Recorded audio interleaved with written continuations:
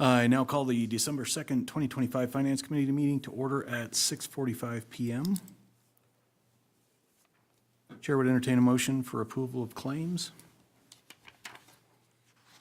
Your Honor, consideration of claims to be paid in the amount of $926,603.19. Manual check in the amount of $24,005.22. Payroll for 11/26/2025 in the amount of $185,230.53 for a total of $1,135,838.94. Second? I have a motion by Councilwoman Johnson and a second by Councilwoman Pearson Lewis to approve consideration of claims to be paid in the amount of $926,603.19. One manual check in the amount of $24,005.22. Payroll for November 26, 2025 in the amount of $185,230.53 for a total of $1,135,838.94. Is there any discussion or questions? Hearing none, all in favor say aye. Aye. All opposed, same sign. Motion passes. Is there anything additional to come before the committee this evening? No, Mr. Chair, thank you. Thank you. There being no objection, we'll adjourn the meeting at 6:47 PM.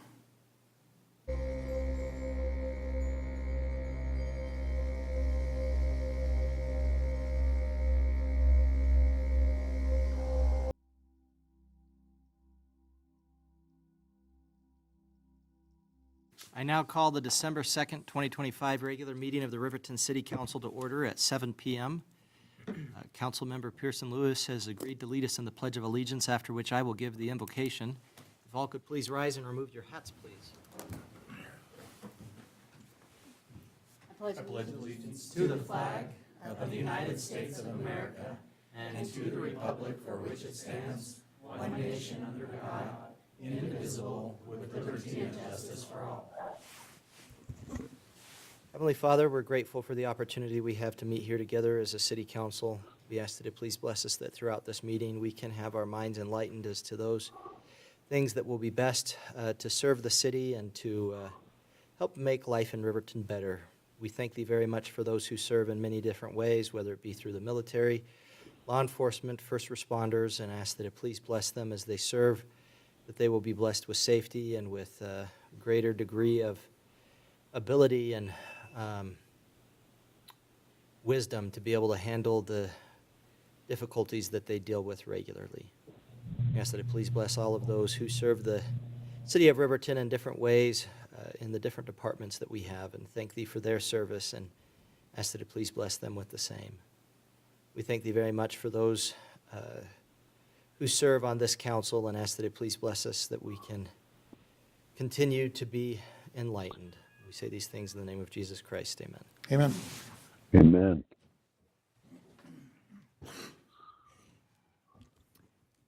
All right. Ms. Harris, if you could conduct the roll call, please. Yes, Your Honor. Councilmember Eric Carr. Here. Councilmember Rebecca Pearson Lewis. Here? Councilmember Mike Bailey. Here. Councilmember Carla Borders. Absent. Councilmember Kyle Larson. Here. Councilmember Karen Johnson. Here. Mayor Tim Hancock. I'm here. I would entertain a motion to excuse Councilwoman Borders from tonight's meeting. So moved. Second. I have a motion by Councilman Carr, second by Councilwoman Johnson. Any discussion? All in favor, say aye. Aye. Aye. Any opposed, say nay. I vote aye. Motion passes. I declare we have a quorum. I'd entertain a motion for the approval of the agenda as presented. So moved. Second. Councilwoman Johnson with the motion, Councilman Bailey with the second. Any discussion? Anything we'd like to add or modify? All in favor, say aye. Aye. Aye. Any opposed, say nay. I vote aye, and the motion passes. Reports and comments. First, like to hear from the Youth Council.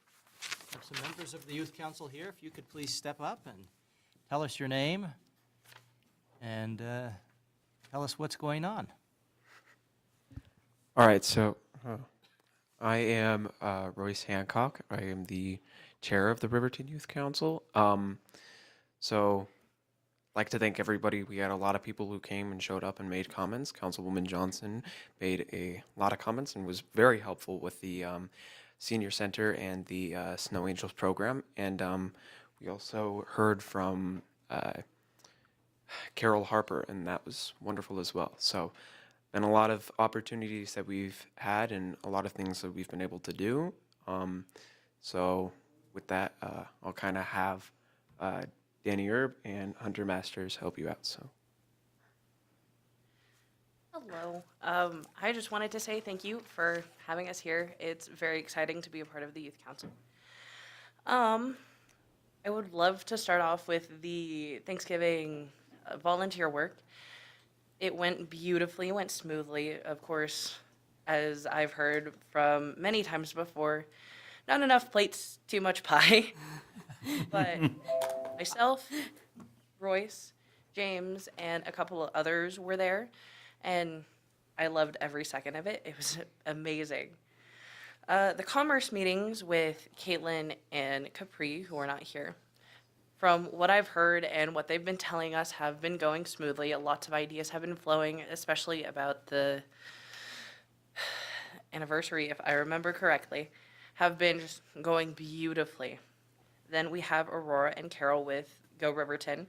From what I've been hearing during every meeting, Carol is allowing Aurora to have editor permissions within the Go Riverton Facebook, just to help keep it moving and just have everyone within the loop of what happens in Riverton, which is a beautiful idea.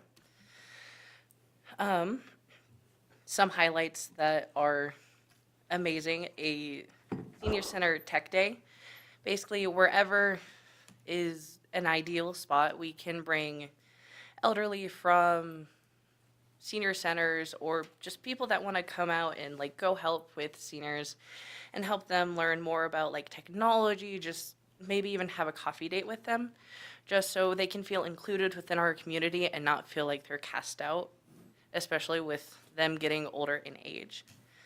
The idea of meeting your council has been spoken about a lot, which, if we're going off of opinions, I believe it would be an amazing idea to do, since it allows not only adults but younger kids to get the look of what the starting of a government looks like and know what happens, especially during meetings like this. To me, it's just very inspiring, since we never had that chance to meet our counselors and our council members. So then we have had the idea of a Snow Angels program, which I know very little about, but Hunter knows a lot about. But thank you for listening to me ramble. Thank you. I want to just correct something. There's no such thing as too much pie. So as Danny had mentioned, the Riverton Youth Council has discussed with Councilmember Johnson the Snow Angels program. What the Snow Angels program is: a community assistance program where volunteers help elderly people, disabled residents, and those that are unable to shovel their sidewalks during winter. The purpose is to help residents who physically cannot shovel, encourages community service, improves community safety and walkability, and it strengthens an intergenerational connection in Riverton. The people who would qualify would be elderly residents of 65 years or older, residents with disabilities, temporary physical limitations such as an injury, surgery, or any other items that would make them unable to shovel their own driveway, and anyone deemed in need by city staff. I would like to interject there. We were given this ability to, this is a wonderful program, but what we were invited to do by Councilwoman Johnson was actually make this ourselves. So kind of like a group of us went together and we made the Riverton Youth Council. The idea was that we would kind of work together with you guys, or maybe just as a council, to propose this idea. And so you have these little sheets that are the kind of rough draft, And we have Aurora Valdez to thank for that, who really got on top of this. And, but yeah, if there are any concerns or different things, this can, just discussion, ideas, this is the information and it's there. So we'll kind of just pass that over. Your Honor, just a quick question. Have you set up an application process, or how will people contact you should they need that? So currently, Rora is working on that, like, as we speak. I think she's watching the live stream. So Do you mind if I interject? So it's amazing. I read the whole thing that she put out. I approved it with her. She's got a QR code and a form that both sides will fill out if you need the help and then if you can help. It's like phenomenal. So it's really such a good program. We talked it through over break. I mean, it's funny because like I'm getting ready for Thanksgiving. It's the day before. It's like Wednesday and all these kids are off school and I think I talked to like 15 kids that day. I'm like, I'm making pie here and they're all like, what am I going to do? Oh, I'm going to call Becca. It was great though. It was great to talk to all of them. And it was great that that's what they're doing on their Thanksgiving break, is they're thinking about how to help people and how to work in the community. I was like, bingo, that's great. These are good kids. So, yeah, so that's what we're talking about. You know, I'm on the phone talking to her as I'm making my pies and everything, and she's getting these forms ready. So that's what they're doing. Yeah, Amazing. such a good idea. Cool, yeah. And I just want to verify with you guys, I know when I was your age, a long time ago, I thought elderly was like 35, so I think you guys need to clarify exactly what we're talking about. It's not just elderly, it's anybody that needs help. So you can have right. like a broken leg, you can be pregnant, you can have autoimmune disorder, you can, you know, because that raised a red flag for me too, but we talked it out, and yeah. Mhm. So what the Riverton Youth Council needs from the Riverton Council is approval to run the program under the Riverton Youth Council, permission to use the city website to share the sign-up information, staff support to help redirect calls or requests, and advice on liability or safety guidelines. So, yeah, it's going to take some back and forth collaboration, but this is what we got. Now, I will say, there is a little, James and I were running through this, and it does say in there, you know, you can't accept any gifts. Well, my kids, they shoveled 4 elderly people's walks around my neighborhood and over break. And then they get home, and the next day, they have like cupcakes on our doorstep, and James says, are we allowed, if we're doing this program, can we do this or not? So it raised this big question in our head. I don't know. So we got to figure out that, like I said, I guess probably we just tell them you can't ahead of time, that sort of thing, you know, so that we do have to just make sure of things like that. You know, yes, my kids did accept the cupcakes, by the way, because we weren't doing it for Snow Angels, but they were very excited about it, but yeah. Well, and I think that's an interesting point. I mean, you don't want to create the expectation of payment or a gift or that kind of thing. They're not allowed. But you certainly don't want to also have it be something where you're going to be turning away somebody's homemade cupcakes. That just, Yes. that starts having the opposite Well, issue. You could bring them yes. to me. That's Well, maybe a I- good middle ground. I texted to Aurora, I thought, they should be allowed to accept hot cocoa or something. If it's 0 or below, they should be allowed to accept something.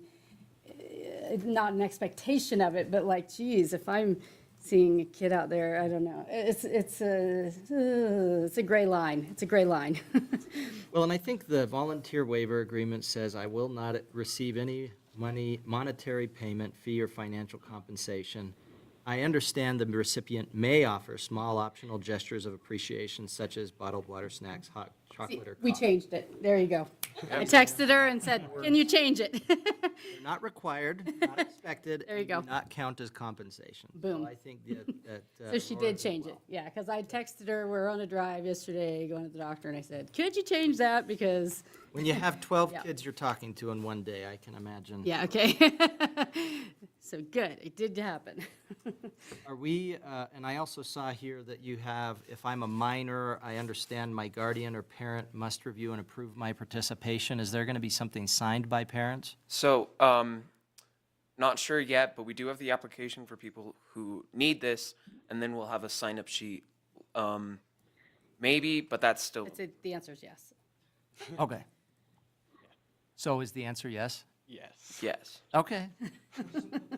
Wanted to make sure.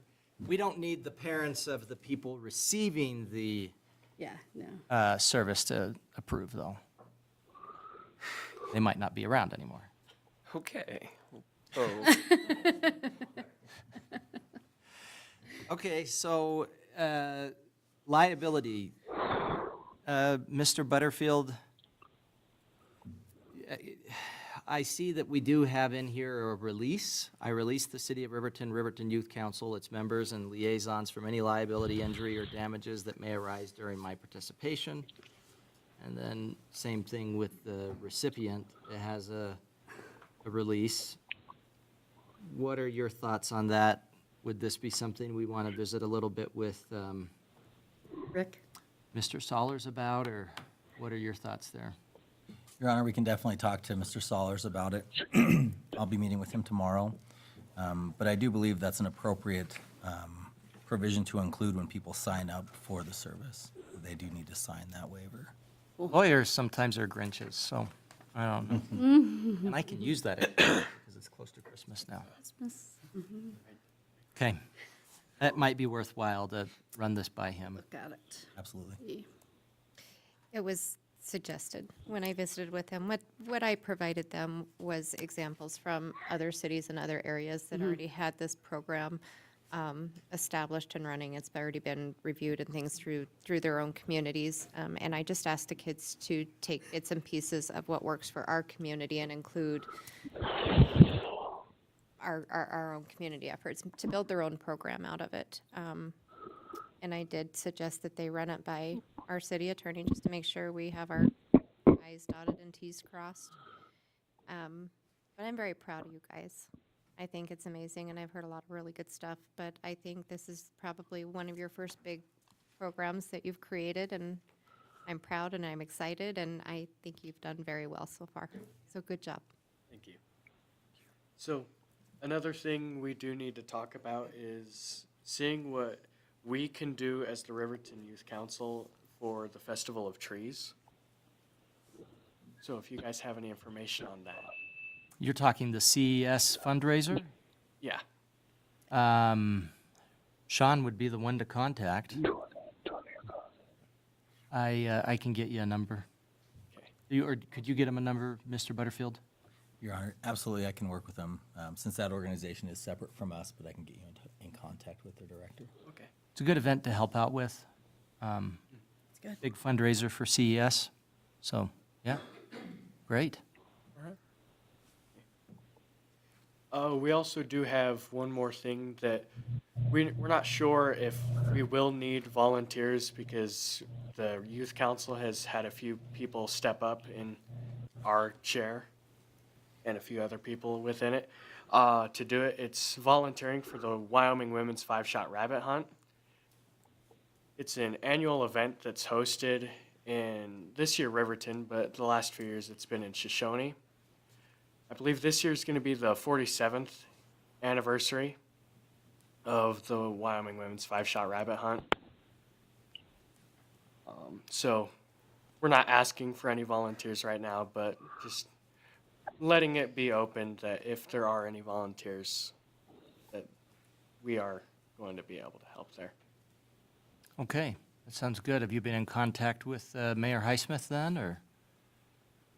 It is going to be hosted in Riverton this year. Oh, yeah. Uh, I was thinking it was in Shoshone last year. It's in Riverton this year. Good. I just know because he's been involved with it in years past, so. I don't think he's hunted because it's for women, but I know he's helped. Right. Okay. I believe that's all we have. Well, you're doing great work. Keep up the great work. I I went to the Thanksgiving dinner and saw many of you there and hard at work, and that was impressive. I think that's such an incredible community event, and that you were able to help out with that, I think should definitely be something you consider every year. I do know that they tend to have many more volunteers than they have people that go and eat. So probably what you need to do is get some people to go and eat as well. So, Well, once we actually get our Instagram up and running, we can put that on. I mean, there's always some more stuff that we can do, and especially with collaborations with Go Riverton, yeah. it'll be good. I don't suggest kidnapping people and bringing them, but other things I think would be good. Yeah. Okay, well, thank you. Any other questions or comments, or Well done. Guys. Thank you. keep up the good work? Anything to add, Councilman Larson? No, I have nothing but admiration for their hard efforts. Me too. Way to go. Thank you. Leave you guys to it. Thank you so much. Thank you. Thanks. Thanks, guys. All right, council committee reports and council members roundtable. Just because we're not sure if your voice is going to last the rest of the night, Councilman Larson, do you want to start us off? I attended the 250th anniversary meeting with Mike, and we have lots of things to discuss. Having a meeting next week to go over it, and that's about all I have. Mike will fill in the blanks. Thank you. All right, sounds good. I did send an email just because someone had said you were still trying to find people that might be willing to play, and it just so happens I know someone who is a part of a band, and so forwarded that email on to, I think it was you, Mike. Yeah.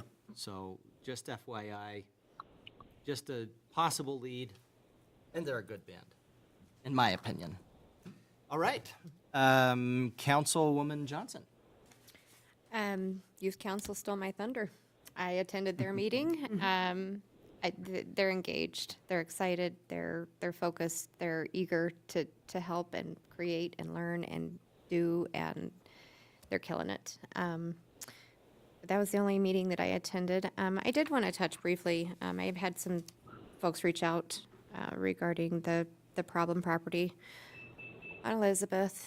And I just want to reiterate that staff is doing everything within their legal ability to find solutions to the issues up there. And all I can say is please have patience. I know it's been a while. We're frustrated. Citizens are frustrated. The whole neighborhood's frustrated.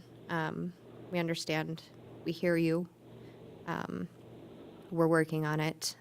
And I just want them to know that they're not being ignored and it's not going by the wayside. That things take time. There's legal issues surrounding it, and we're working on it. That's all I have. All right, thank you. Appreciate that. Councilman Carr. Thank you, Your Honor. I've been out of town quite a bit, so no meetings, but there will not be a planning commission meeting here this Thursday. But was just looking over the Chamber of Commerce's schedule of events for December, and there's a whole bunch of stuff going on. So I'm not going to go through the whole list, but a lot of it is happening prior to our next meeting on the 16th. So if you're looking for something to do, man, there is all kinds of stuff, fun stuff, family stuff. Get out, do some local shopping, help local businesses, and contact the chamber if you need something. So, thank you. Thank you. All right, Councilwoman Pearson Lewis. Awesome. So I went to the Youth Council meeting, and our next one, and they did a great job summing that up.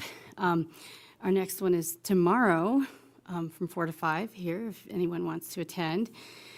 So that's good. I also wanted to say thank you to Officer Amos and city employee Charles Hendrick. My backpack was stolen over break, and they recovered it. Officer Amos was looking for it, and then city employee actually found the backpack. Was extremely grateful to those individuals for their hard work. And then my amazing news is that I was married the last few weeks ago. So I have a new name. So Congratulations. thank you.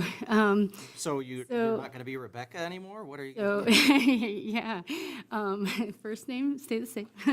And to everyone out there, stay in the speech team because I met him on college speech team, so 29 years ago. Anyway, it'll do good things for you guys. So, anyway, so Councilwoman Brothers is my new last name, so. Great. Well, congratulations. That's great.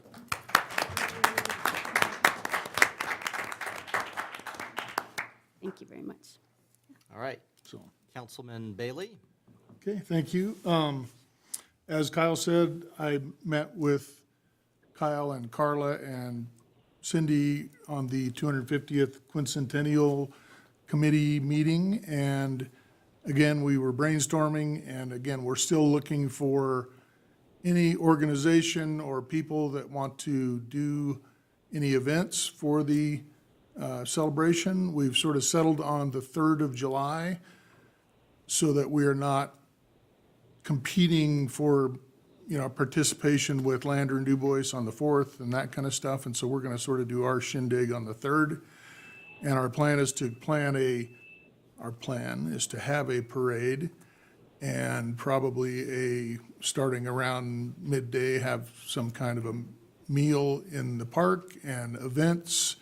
And then in the evening, have concerts and/or cowboy poetry or something along that line and fill up the whole day with all kinds of different fun things to do. And so we're looking for organizations and/or people that want to do that. So somebody could sponsor a cornhole tournament and somebody else could do, some other events and just have a big old shindig in the park and have a lot of fun and lots of food and good times. So anybody that's interested, contact the Chamber of Commerce. Cindy, I'm sure she'll go into it maybe even a little deeper.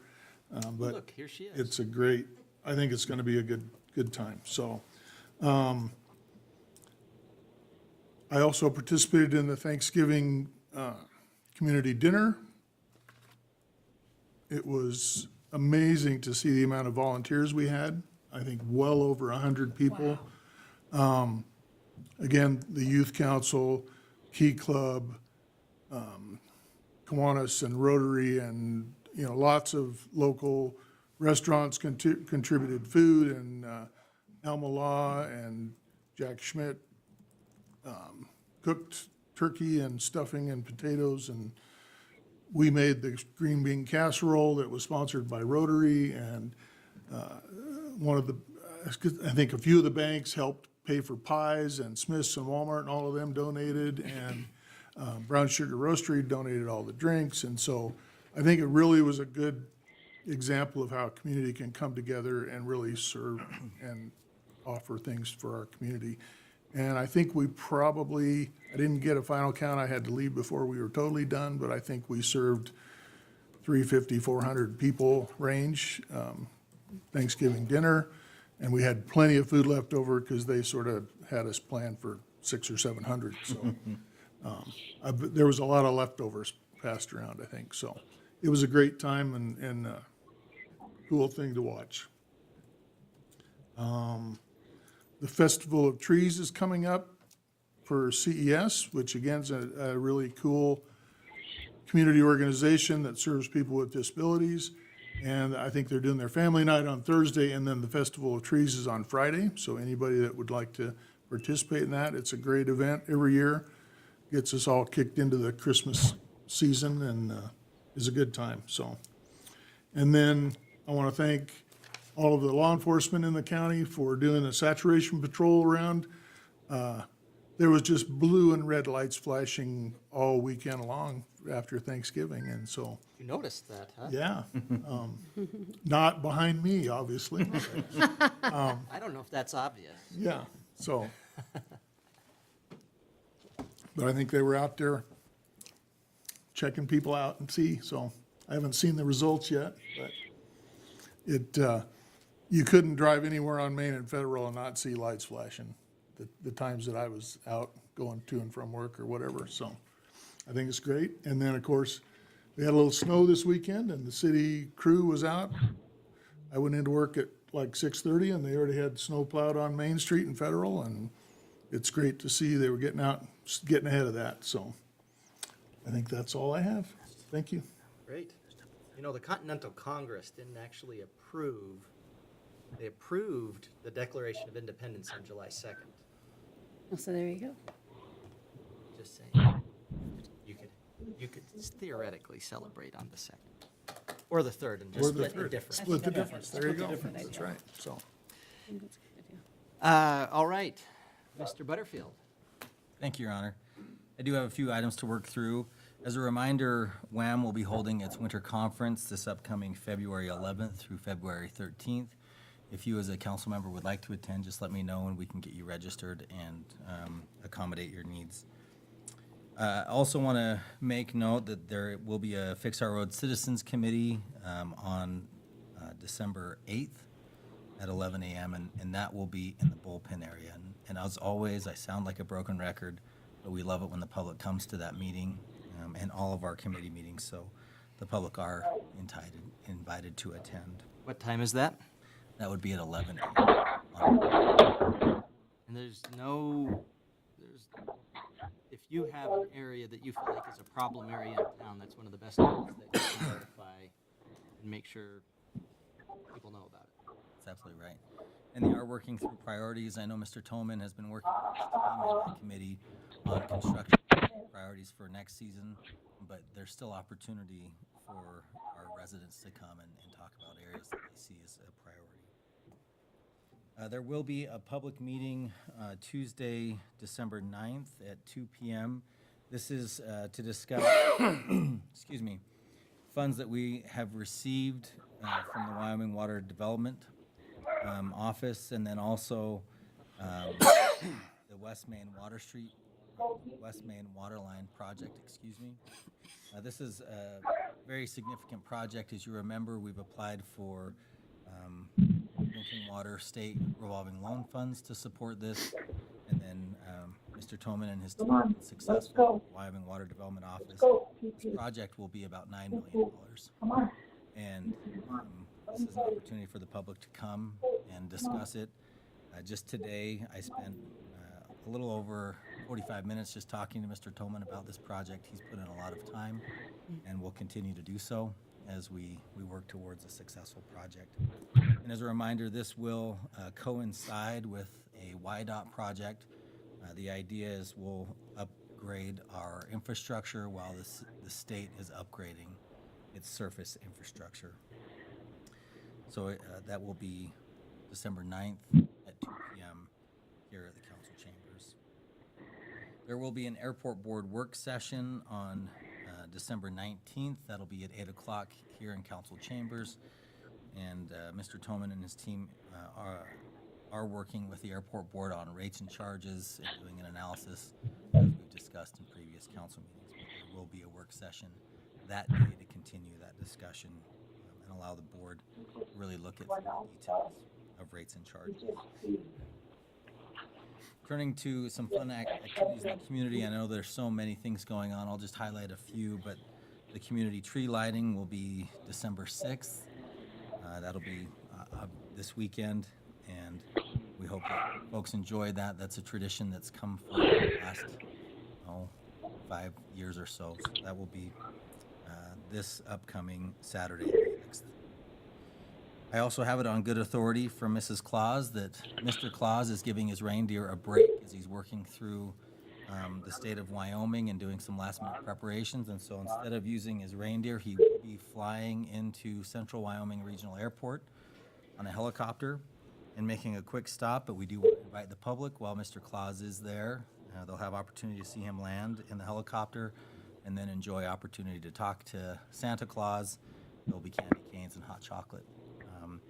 That's going to be on December 20th from 3 to 5. And we're grateful that Mrs. Claus let us know about Mr. Claus's travel plans. The last two things I have, Your Honor, I just want to say thank you to my team. We obviously had the holiday, and I'm very grateful that we have team members that come in and work while others are enjoying the holiday with families and friends. Our first responders, as it relates to patrol and dispatch, always do a wonderful job covering shifts and making sure our community's safe. But our sanitation team comes in on Friday, directly after the holiday, to make sure that we're collecting trash for the community and making sure we're serving our residents. Our airport crews are working 24/7 shifts, basically 365, ensuring that people can fly in and out. Our solid waste team is working and making sure the plant is operating and running and receiving wastewater. Our water team is ensuring that we're producing water on call to ensure that everything's running smoothly. And then, as was referenced with the storm, we had our public works street team come in and clear the roads. They were dispatched at 11 p.m. and worked through the night and went home at 7. So I just can't say how grateful I am for having a good team, and I'm grateful that they came out and worked.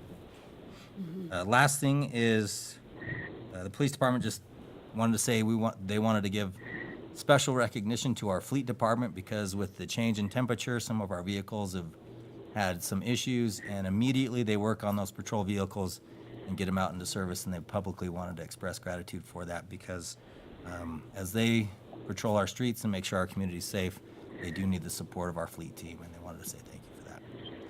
With that, Your Honor, I will turn the time to you or stand for any questions. Thank you. What time is the tree lighting this weekend?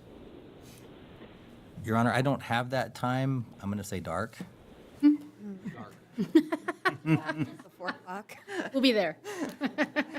How do you define dark? Are we talking like midnight dark? Or 5 p.m. dark. It's, I think, subject to people's interpretation, but I know when it is dark, they will turn that tree on. So Okay.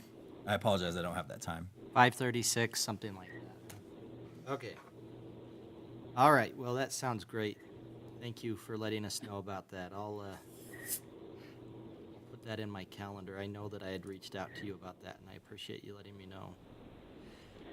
Okay,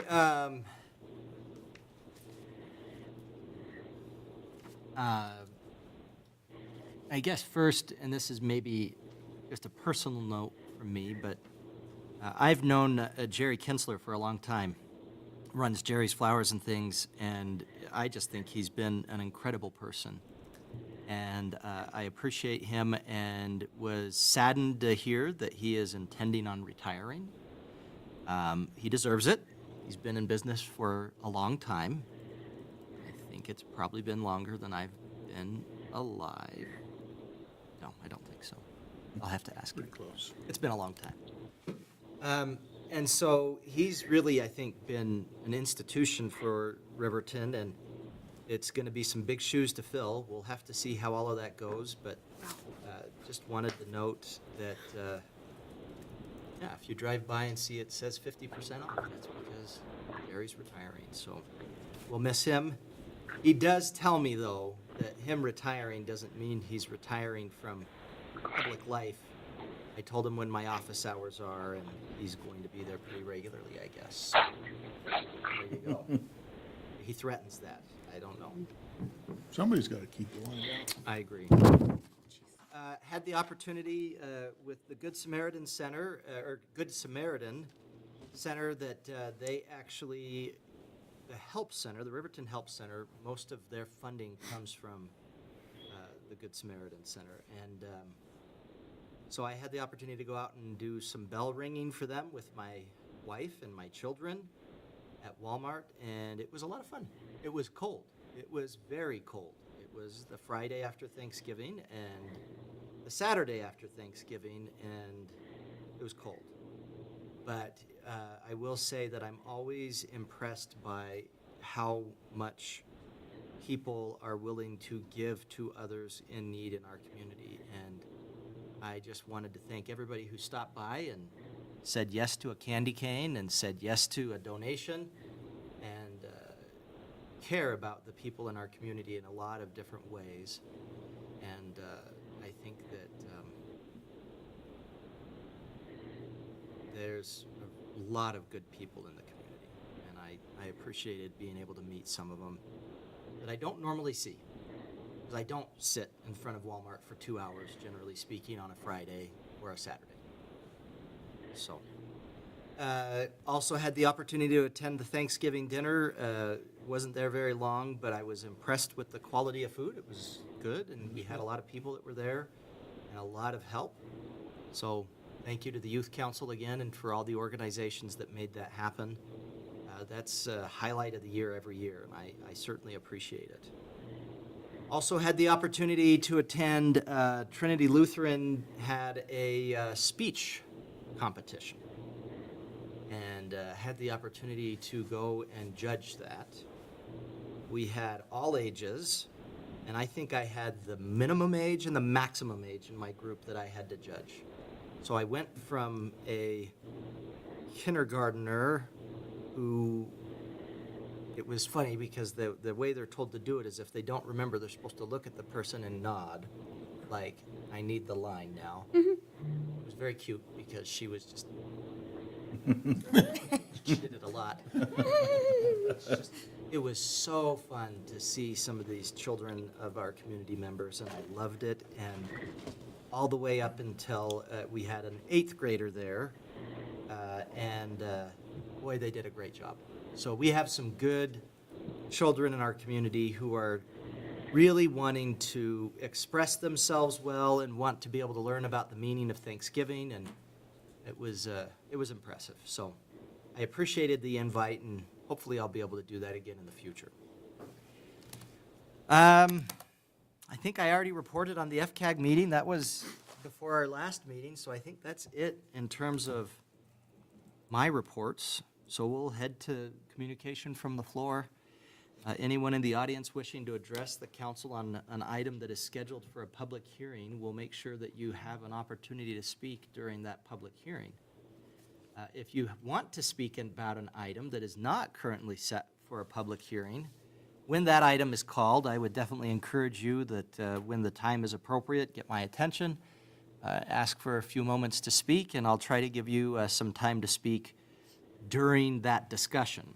I would say if there's something that you want to speak about that's not on the agenda, not set for a public hearing, this would be the time to get up and speak. I'd ask whether you speak when it's during the agenda item or now. I'd ask you to keep your comments to 5 minutes. I'd ask you to keep your comments, if you're part of a group, to 10 minutes, split them up between the different members of your group. I'd ask you to address all comments and questions to me. That doesn't have anything to do with having a big head or anything. It just has to do with parliamentary procedure. I'd also ask to refrain from use of individual names, making comments of a personal nature, reflecting on another person's character, personal criticism, name calling, ridicule, that sort of thing, fighting words or language that might be disruptive to the meeting. So, if you'd like to come up and speak now, you're certainly welcome to. I'd ask you to come up and tell us your name. And if you're with an organization, what organization you're with. Good evening, Mayor and Council. I'm Cindy with Olson Roden with the Riverton Chamber and Visitor Center. I've got some flyers here, of course.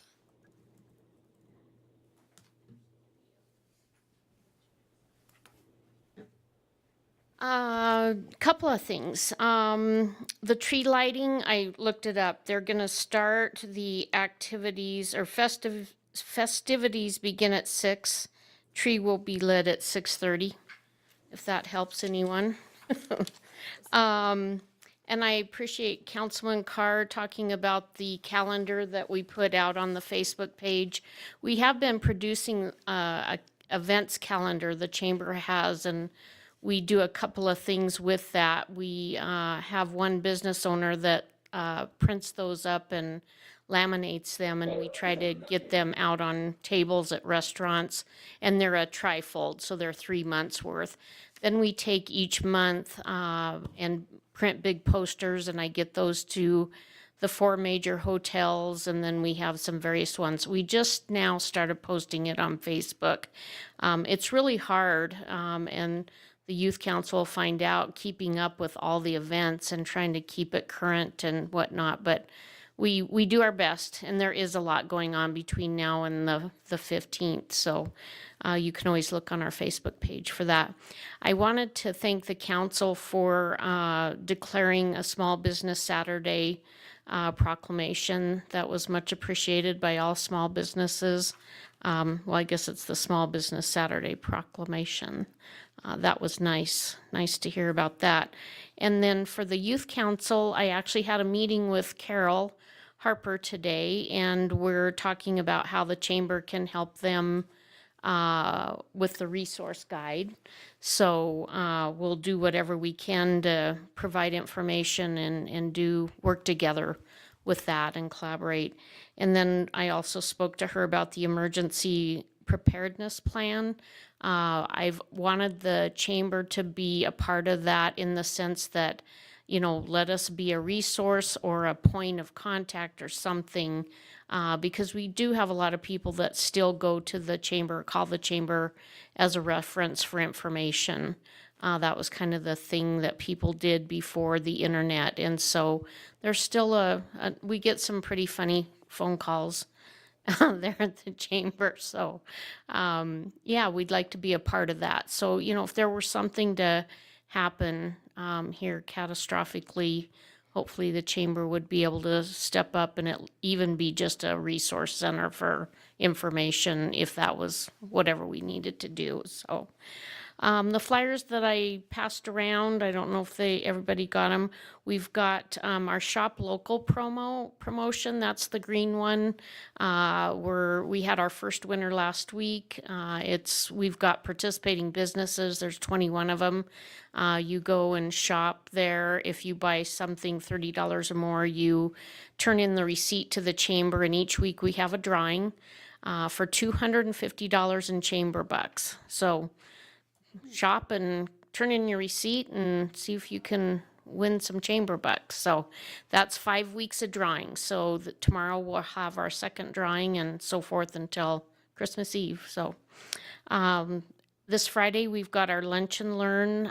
We've got a couple of business people that are going to do a customer service presentation.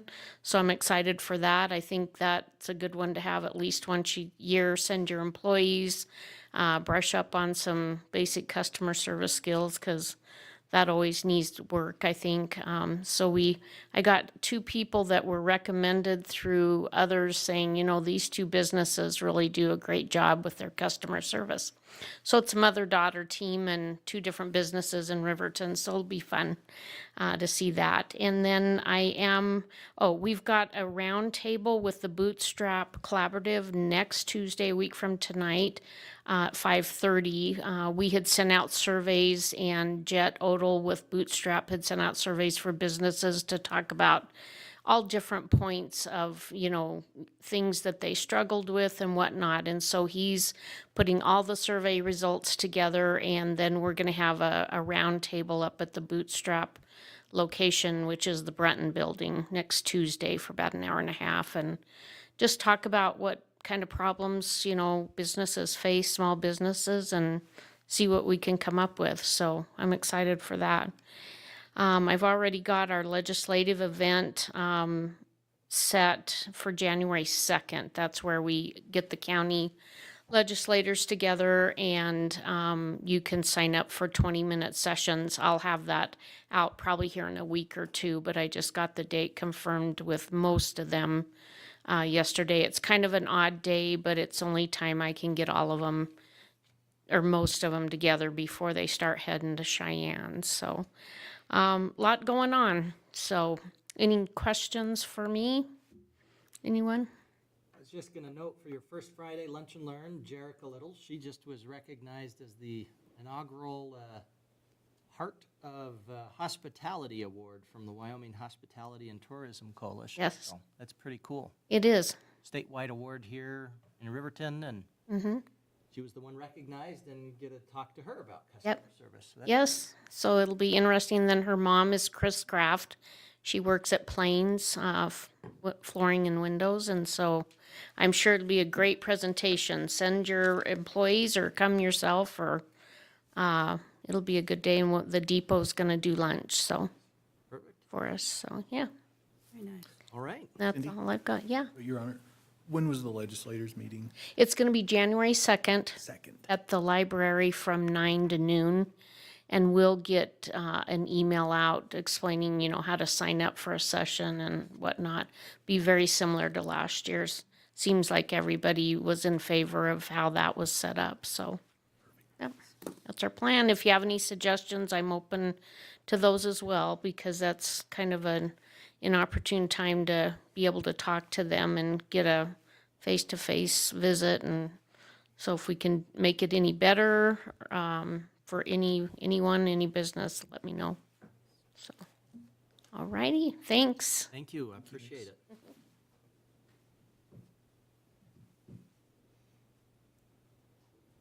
Anyone else? All right, we'll dive into it. Administrative Services Director, Ms. Harris, could you please read the consent agenda items by title only? Yes, Your Honor. Minutes of the November 18th, 2025 regular council meeting, minutes of the December 2nd, 2025 Finance Committee meeting, and Finance Committee recommendations from December 2nd, 2025. All right, and I guess Finance Committee Chair, what are the recommendations from the Finance Committee? Thank you, Your Honor. The Finance Committee met at 6:45 PM tonight and recommend consideration of claims to be paid in the amount of $926,603.19. One manual check in the amount of $24,005.22. Payroll for November 26, 2025 in the amount of $185,230.53 for a total of $1,135,838.94. All right, I'd entertain a motion to approve the consent agenda as presented. So moved. Second. Councilman Bailey with the motion. We'll say Councilman Carr with the second. Any discussion? All in favor, say aye. Aye. Any opposed? Aye. Sorry, Councilman Larson. Any opposed, say nay. I vote aye. Motion passes. Public hearing and consideration of restaurant liquor license, Taquero Los Amigos, Inc. Was I close? Okay. Ms. Harris. Thank you, Your Honor. On November 13th, 2025, Taquera Los Amigos, Inc. filed an application in the city clerk's office requesting issuance of a new restaurant liquor license for the premise located at 715 East Fremont. The application and supporting documentation have been submitted to the Liquor Division for certification. We are pending one final document for approval. Staff is very comfortable that it will be in short order, that that'll be certified. All the required fees have been paid and the public notice has been properly advertised. And with that, staff would recommend approval of the new retail liquor license application for the remainder of the 2025-2026 liquor licensing term, pending certification of completion. Gotcha. All right, I'd entertain a motion to open the public hearing. So moved. Second. Motion by Councilman Bailey, second by Councilman Carr. All in favor, say aye. Aye. Aye. Any opposed, say nay. I vote aye. Motion passes. I declare the public hearing open. Hearing will be conducted in accordance with state statutes, other applicable laws. I'd ask individuals wishing to address the council to come up to the microphone. Identify yourself for the record. Is there anyone in the audience who wishes to speak? Seeing none, Your Honor, move to close the public hearing. Second. Councilman Carr with the motion to close. Councilman Bailey with the second. Any discussion? For clarification, Your Honor, restaurant liquor license is different than retail liquor license, correct? Correct. We can discuss that more. Yes. Okay, I just wanted to make sure. Yep. All in favor of closing the public hearing, say aye. Aye. Aye. All those Aye. opposed, say nay. I vote aye. Motion passes. I declare the public hearing closed. I'd entertain a motion to approve the new restaurant liquor license application for Taqueria So moved. Taqueria Los Amigos. For the remainder of the April 2025 through March 2026 liquor licensing term pending certification of completion for Wyoming Liquor Division. And I heard you say that was your motion, Councilman Larson? Yes. Second. Motion by Councilman Larson, second by Councilman Bailey. Discussion, okay. Difference between a restaurant liquor license and a liquor, just regular package liquor license. Ms. Harris, could you educate all of us? Certainly. So restaurant liquor license are required to provide their alcohol on premise. They are not issued, they don't have the ability to issue cater permit or off-premise sales like a retail liquor license holder would. Also, 60% of their gross sales must be from the sale of food and not from the sale of alcohol at their establishment. Okay, any other discussion? We don't have any limit on the number of restaurant liquor licenses that can be approved for our city. We do have a limit on the number that can be approved for the packaged liquor licenses. Process for application and everything is much, I don't want to say simpler, but it's a lot easier.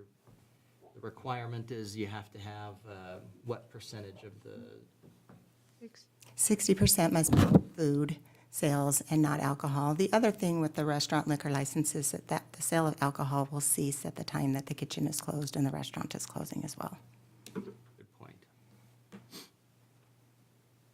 And for those who are curious, because I had to look it up, Taqueria, Los Amigos Taqueria is the Friends Tacos? Is that about right? Tacos by the Friends? And you two are the friends? Oh. So he's not your friend. Some of the time. Some of the time. Depends on how obedient he is. All right. Any other questions, comments, conversation? Okay, thank you very much for your hard work on this. All in favor of approval pending certification of completion from the Wyoming Liquor Division, say aye. Aye. Aye. Any opposed, say nay. I vote aye. Motion passes. Next item, airport hangar ground lease. Public Works Director's report, please. Thank you, Your Honor. And tonight for your recommendation is a new, excuse me, sorry about that, is a new hangar lease agreement at the airport, at Central Wyoming Regional Airport. This lease agreement would be transferred to Jerry Bornhoff from the Stephen and Pamela A. Pence Living Trust, also owned by James Hansen as well. This comes before you because on October 15th, the bill of sale and transfer of ownership was signed between Jerry Bornhoff and the Pence Trust and the Hansen owners. It's for a hangar at the airport at 4120 Cessna Drive. Also pursuant to FAA grant assurances and then the United States Code, the City of Riverton is required to make the Riverton or the Central Wyoming Regional Airport as self-sustaining as possible. And then under these specific circumstances, the city has established a fee from the hangar for this hangar ground lease agreement, and then a new lease agreement has been drafted. The old agreement, with the new agreement, the old agreement will be terminated. A couple things to note on the new agreement, it shows the existing hangar, which is 3,035 square feet. The airport board unanimously supports the sale of the hangar and the termination of the existing lease. Here's a couple things that the new lease has that the old lease does not. These are either additions or clarifications to the old lease. There's a new term of 10 years with the option of exercising 3 successive 5-year renewal terms. The lease also details maintenance and expectations of the premises improvements, and then requirements to submit for approval any building additions in the future through the permitting process. The new rental rate is 21 cents a square foot. It also is adjusted annually by the Consumer Price Index. That's adjusted in May each year, and then the actual billing is done in July of that year. There's also a first right of refusal now for the city to purchase the building or improvements atop the ground lease area. And then there's expectations for the leasee at the time of the lease expiration, remedies for termination and default, and then restrictions of the sublease or assignments. Then there's restrictions, I guess, of subleasing the hangar without the city, requiring the city's approval. I mean, that's the best way to say that. The new agreement would up the lease amount from 17 cents a square foot paid annually to 21 cents a square foot. That is about $121 increase annually. And that is what you have in front of you for approval tonight. Thank you very much, Mr. Tolman. Entertain a motion to grant a hangar lease at Central Wyoming Regional Airport to Jerry Bornhoff with former lease Stephen and Pamela A. Prince Living Trust. So moved. Second. Motion by Councilman Carr, second by Councilman Bailey. Any discussion on this?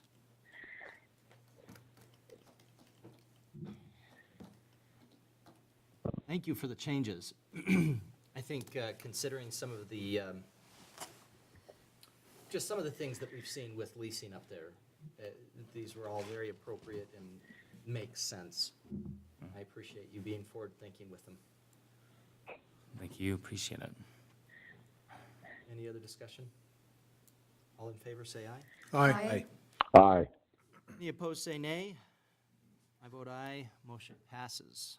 Next up, public hearing, consideration of ordinance 25009, first reading, liquor license violation point system. Mr. Butterfield, please. Thank you, Your Honor. Riverton Municipal Code, Title 5, Chapter 4, establishes the standards and procedure for issuing, suspending, or recommending revocation of liquor licenses and permits. Section 54180 specifically governs disciplinary action for violations of state or local liquor laws.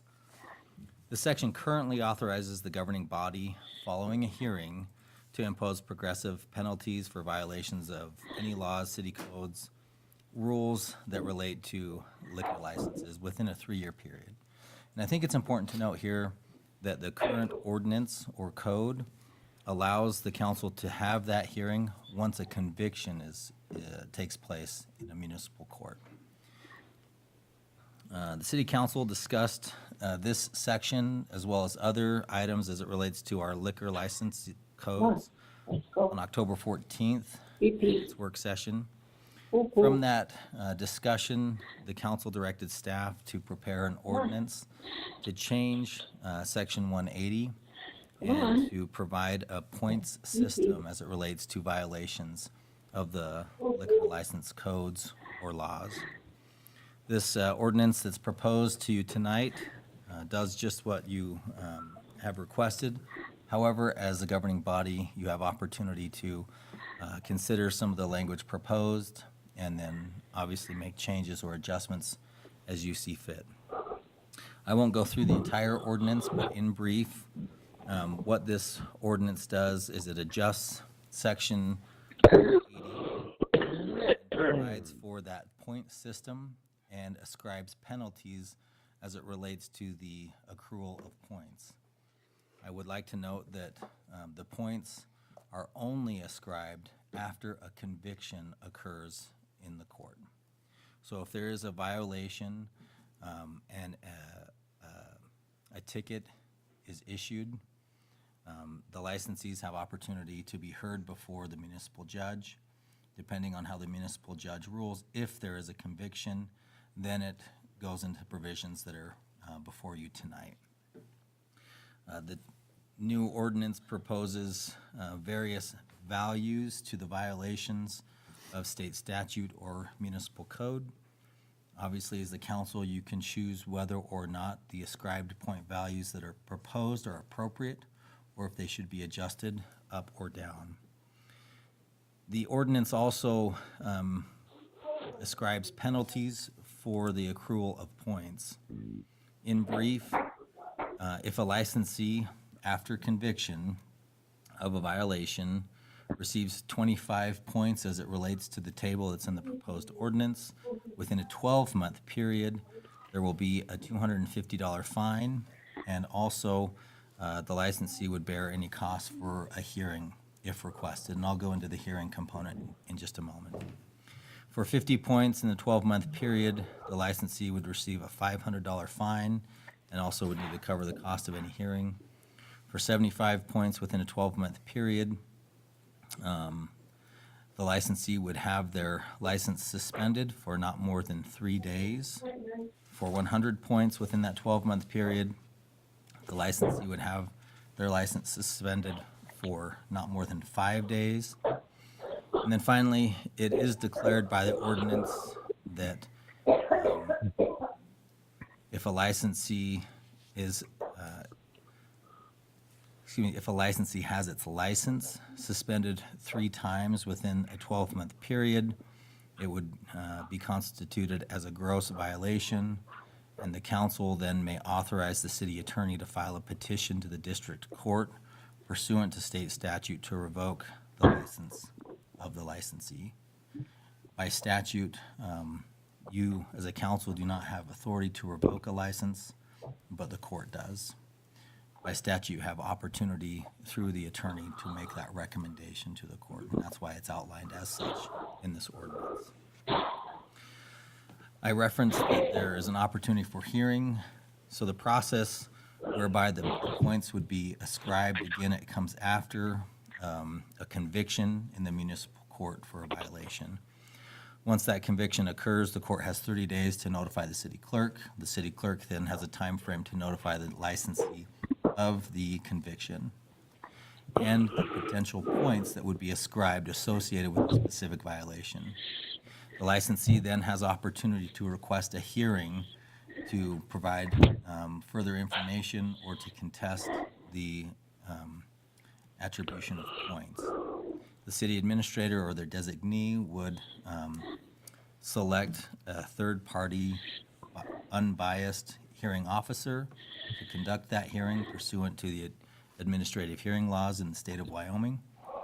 The hearing officer would set a time frame, hear the case, issue findings of fact, and conclusions of law. However, the licensee still has due process. If they would like to appeal the decision of the hearing officer, they can appeal that decision to you as a city council. So that is the process that provides for the collection or attribution of points pursuant to a conviction of a violation, and also it outlines the due process rights of the licensee to have a hearing if they want to dispute the attribution of points. With that, Your Honor, I stand for any questions. All the details, of course, of this ordinance are included in your packet and are available on the city's website. Thank you, Your Honor. Thank you. Ms. Harris, could you please read ordinance 25009 by title only? Yes, Your Honor. Proposed ordinance number 25-009, an ordinance amending Title V, Business Licenses and Regulations, Chapter 5.04, Alcoholic Beverages, Section 15.04.180, Revocation, suspension of a license or permit, violations and penalties of the Riverton Municipal Code, and repealing all ordinances or parts of ordinances in conflict therewith, and providing for an effective date. Thank you. I'd entertain a motion to open the public hearing. So moved. Second. Councilwoman Johnson with the motion, Councilman Bailey with the second. All in favor, say aye. Aye. Any opposed, say nay. I vote aye. Motion passes. I declare the public hearing open. Hearing will be conducted in accordance with state statutes and other applicable laws. If you wish to speak to the council about this item, I'd ask you to approach the podium, identify yourself for the record. As mentioned earlier, if you could leave your comments to 5 minutes for individuals, 10 minutes if you're a member of a group.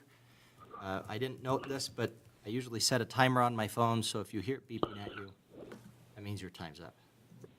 I'm not trying to be too strict about it, but if I were to give somebody extra time and not give somebody else extra time, it doesn't seem fair, so try to keep your comments limited, please. And also do realize we have 3 readings for this ordinance, so we've got some more time if there's things we need to work on. So anyone in the audience who wishes to speak, please come on up.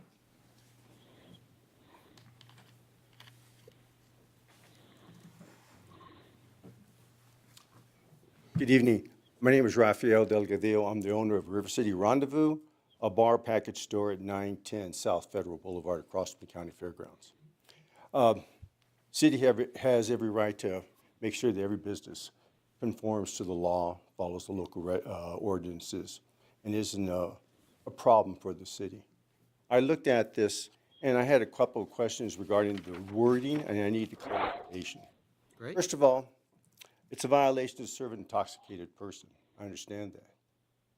When you're driving and you're impaired, 0.08 or 0.04 for a commercial driver or a juvenile, doesn't even have to have a violation, any other violation. They're just already violated the law. How do you define that, though, for a person in a restaurant or in a nightclub or a bar? Most of us in this industry, we take the training for, to the training tips, and we also have a life experience, so we know when people are showing the objective symptoms of intoxication. But it's not clear how you would know that to the extent that a police officer may arrest on that. So I would like clarification on that, how you're going to define it. And second of all, here, I understand that if there's a violation and it warrants going to municipal court and there's a finding of guilt, if I have an employee that's done that, and they violated my own rules that are written, you can't sell to a minor, you can't sell to intoxicated people, you have to adhere to the law, but they do it in spite of that. I may not know that, but they're an employee. They go there to court, they're convicted, and now there's a hearing. That's fine. If I provide information that I did what was in my ability to make sure that they adhered to the law and to local ordinances, that they violated it and they broke the law, is that hearing officer going to look and say, well, he did provide this training, there was written rules about following the law, and this employee, in spite of it, did it? Yes, he's the licensee, and he's responsible because the employee is an agent of his working. But in a circumstance like that, maybe we won't violate him and give him a 25 points. On the other hand, it also said in that ordinance, licensee. So let's say I'm the one that actually breaks the law and I'm convicted in municipal court. Going to a hearing, it would seem to me it would just be a rubber stamp. You're not going to throw out the findings of the court and not say they weren't valid. Why would I go to a hearing at all? I know that in the ordinance, I don't have to go to a hearing officer. I can just accept it and then take the penalty. It just seems to me, though, that for a licensee, is there really going to be a fair hearing? You know, you can appeal the hearing officer's finding, and it can't be, arbitrary or capricious, and it has to have fallen within the law, and the hearing officer can't violate that. But is it really going to be impartial when I've already been convicted in a court of law, and now I'm going to a hearing? Or is it just going to rubber stamp that? Now, if it's true that the hearing officer can say, I understand you were found guilty, but there are circumstances that maybe warrant us not giving you this violation with the 25 points and the fine. That's one thing. Otherwise, I think it's just going to be a rubber stamp. Because the employee that you're going to have doing these hearings, are they going to be trained in litigation? Have they ever been on an arbitration board? Do they know the ins and outs of all that kind of thing? And it just seems to me not just that they can't be arbitrary and capricious, but they have to be impartial. And if we have impartiality, then it's okay. I made a mistake, I go there, maybe I'm penalized, maybe I'm not. But if I'm just always going to be convicted based on the court, I don't see the reason for the hearing personally. Thank you. Thank you, Mr. Delgadillo. Your Honor. Yes, Can I ma'am? address this for a minute? So I believe, so we have examples in Cody, Laramie, and Lander that do this point system, correct? So we can probably get answers to some of this for you. You know, as to like what this has looked like in those cities and what has happened in those cities. I mean, this is our first reading, but if it helps you, you know, understand it better, you know, I believe probably we can find out some of this. Yeah, we definitely probably have examples and yeah, whether it's come up or not. Do you understand what I'm saying? Like, has this exact example that you're talking about come up, you know, has that happened or whatever? We can probably find out, is my guess. So those are the three cities, and when I was doing research, that have this point system that, you know, those occur in. You know, doing research in Riverton, we don't actually, this doesn't occur that often here, I don't think, that we have this many violations. So, am I correct on that, Mr. Butterfield? Am I speaking out of turn? We've not dealt with anything where we've had a hearing like this thus far. And I think part of the reason is because the code's been a little bit vague. Your Honor, if I may, or. Go ahead, Mr. Butterfield.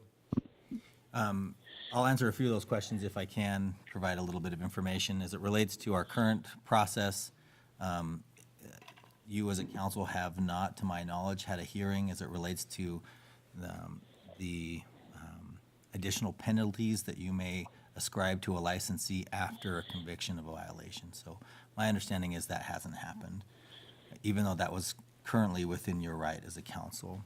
I also am not aware of violations that have gone to the municipal court for conviction, but we can go through the court record and provide that for you. To the question of how to define intoxicated, I think this is a valuable question. In the ordinance, it references other sections of the Riverton Municipal Code and also state statute. First, in your current code, section 504030, it states that it is unlawful for any person, regardless of age, to sell, give, or otherwise deliver any alcoholic or malt beverage to any intoxicated individual. So that's one section of your ordinance, but it doesn't quite define what intoxicated means as the question was presented. However, if you look at Riverton Municipal Code, section 908110, it states that it is unlawful for any owner, employee, or agent of any establishment which dispenses alcoholic beverages to sell, give away, or otherwise furnish any alcoholic beverage to a person who is visibly intoxicated, is intoxicated to a degree which renders him or her incapable of his or her own safety, or is intoxicated to a degree which renders him or her a nuisance to the public at large. That is what you currently have in your ordinance to help provide definition to whether or not you can serve to an intoxicated individual.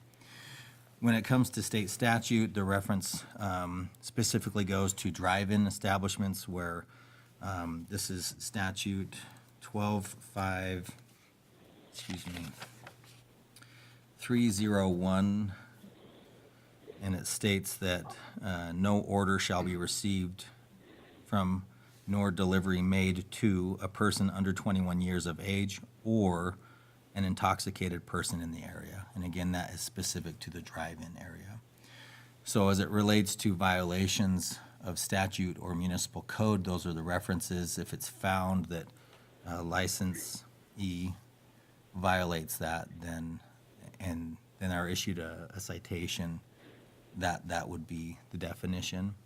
As it relates to the hearing, I think it's important to note that the hearing officer does have three options as it relates to the ordinance. They can order no assessment of points against the licensee's license for said violation and no penalty. They can order the assessment of points against the licensee's license as described in subsection D, and that's again the table of the violations and the attributed points. and issue a warning, fine, or suspension as outlined in subsection I, and that's where I read the different penalties.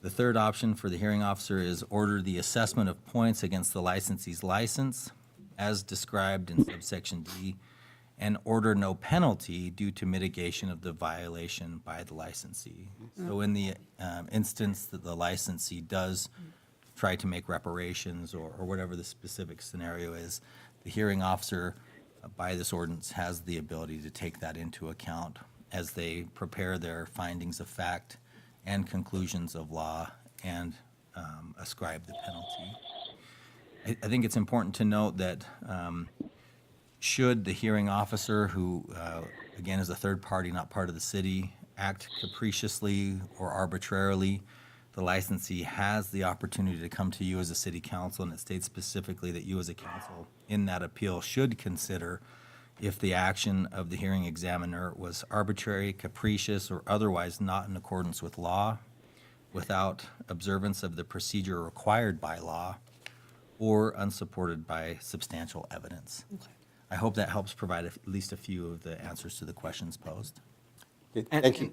And I would note just specifically the two concerns that you had, Mr. Delgadillo.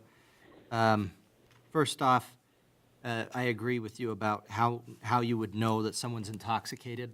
The public intoxication ordinance in the city of Riverton just recently, at the request of the police chief, we actually made a little bit of a modification and listed some things. I think this was kind of an idea that Lander has, actually, where we said, no person shall be in a public place, street or sidewalk, or the property of another without the consent of the owner in any place. Any vehicle parked on any public place, street or sidewalk, while under the influence of an alcoholic beverage or a drug or any combination, agree he's unable to care for his own safety as demonstrated by, and then lists staggering, weaving, unable to stand unassisted, vomiting, speaking incoherently, obscene speech, offensive gestures, any other indecent or obnoxious conduct or act. We could, and this might not be a bad idea, put some of those in the code in terms of what we would be saying specifically are things that the servers should be looking for. But I feel like we also have the tips requirement already and the training requirement, so it's like, I guess that's what the expectation is. It's creating that as the expectation. The other thing I was going to tell you in terms of whether the hearing officer would be a rubber stamp specifically, and this language was specifically put there, it requires that the hearing officer make findings of fact. So rather than just saying, I agree, the hearing officer is required to go through, consider all the facts, and make a decision and have an order that would be based on findings of facts. And one of the things they're supposed to consider is mitigation. So which exactly what you were saying. There's an issue, what am I doing to address it? Specifically in the way the code is proposed, they're supposed to consider mitigation in terms of whether they're going to assess points or not. Well, thank you for that. Yeah, I think that, I hear you and I agree with you, and that's why I actually looked at it, because I was like, if we don't have that in there, I want to make sure it is, and we do have those two things in there. Thank you. Thank you. Not trying to argue with people when it's a public hearing. I did want to just notify, though, where we're at. So please feel free to speak. I'm not going to sit there and shut you down if you have ideas, so thank you, Mr. Delgadillo. Anyone else that wished to speak during the public hearing on this? Come on up. We actually have two of you trying to come up at the same time. You could arm wrestle if you like. I fully agree with what he said, and my idea is, I don't think we have a problem right now. It's handling itself. Could you tell us your name? Yeah, my name's Bob Woodward. I have Riverton Discount Liquor. And I just don't think we got a problem, and why, if we do have a problem, then it's time to go after it. But the way it is right now, we don't have a problem. So, I hear you. my thoughts. Thank you, I appreciate that.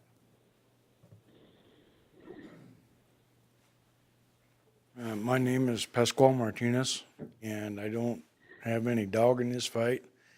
I don't own a bar anymore or anything like that, so But it worries me that we want to pass laws here and there, and sometimes the rest of us, it seems willy-nilly, you know, and you don't fix things simply by passing a law. And the thing is that when this body passes laws or ordinances, you set precedences, and that always scares me. So I would implore you that if you have any doubts about this thing, and it sounds like there's some clarification needed, I would ask you to table this until more study is done on it, to where everybody is concrete clear on it. Okay? That's all I have to say. Thank you, Mr. Martinez.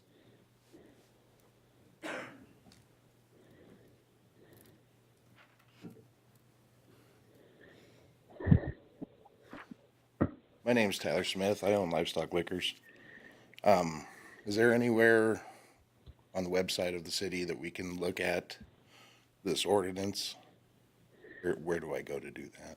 Yeah. Yes, so if you go to the main page and then go to, let's see, what would be the easiest way to get there? I So- usually get there by clicking on mayor and council, but. No, yeah, it's meetings and minutes and 2025 and packet. And, sorry to interrupt, Your Honor. Right, so go to the, under government, it has mayor and council. There we go, that's why I was looking there. Yeah. Mayor and council, and then it has meetings and minutes. As the full language of the ordinance there, is, as you go down and look, it says council meeting archives can be found, and you click on 2025. The very top one is the most recent meeting. Okay, You'd want to look at the regular council meeting, and the packet's right there. okay, But as I said to Mr. Smith, we've got 2 more readings, so if you haven't had a chance to look at it in detail yet, feel free, and then come back to the next reading and we'll Right. discuss more. because I've looked at the ordinance that's already on file, and what's been explained tonight is, it's kind of confusing, to be honest.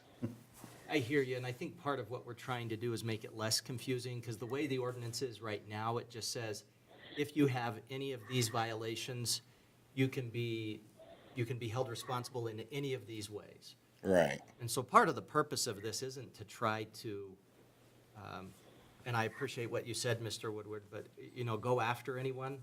But it's more so for some clarity. So Sure. everybody's kind of operating under the same understanding, right, rather than just the council's gonna come after you and we're not sure what it's gonna look like or how it's gonna be done.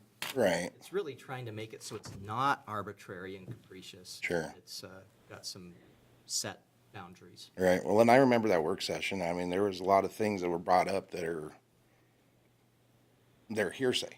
You know, Right. we can't prove it in a court of law that anything happened. Right. You know, and I understand that that's what we want to try and get more level about everything, but I'd like to look at this and I'll come back to the next meeting. Thank you, guys. Your Honor, Yes, sir. if I may, just for folks that are watching also, there is a tile on the home screen, so you don't have to go through city and council or government. There's a tile that just says meetings and minutes, and that's probably the quickest way for That's the folks one to that we're access talking that. about. Oh, yes, just right there. Just on the home page. That's what Just I was scroll talking down and go to meetings and minutes. Yeah. I don't use the tiles. I That's always the one look I was- through It's, Not that I'm saying one way or the other is better. yeah, Both gets the same place. Yeah. that's the one I was referring to. It's faster. It is easy. Whoever redid, One click rather than 2. whoever did that did a good job, by the way. Yeah. And Your Honor, I have a question, if I may ask Mr. Martinez. Where are you? I'm sorry, my glasses are off. He's hiding in the back. May I ask you a question, sir? You said, Come on up, Mr. Martinez, if you don't mind. you said setting a precedence. May I ask what precedence you're worried about us setting? Well,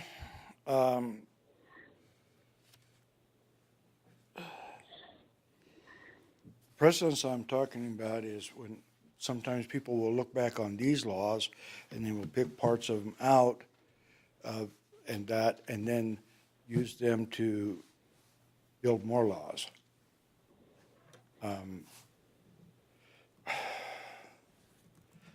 Sorry, I haven't. You're just fine. Speak candidly, please. Yeah, that, like if you decide down the road here in a year or two or whatever, that the law just is not working, once it's been established, it's difficult to change it, you know? So I guess that's partly what I'm trying to say. But the biggest thing is, like I said, we don't get things fixed by passing ordinances and passing laws. We establish a penalty for them, you know, perhaps. But I agree with the gentleman there. If you have an employee that doesn't do due diligence, and he sells to a minor or whatever, which, as far as I know, most of the bar owners I know, they got no desire to sell to minors. They don't need anybody's last quarter that much, you know. But if you're not there and, you know, they do something and that's going to cause a penalty and whatnot,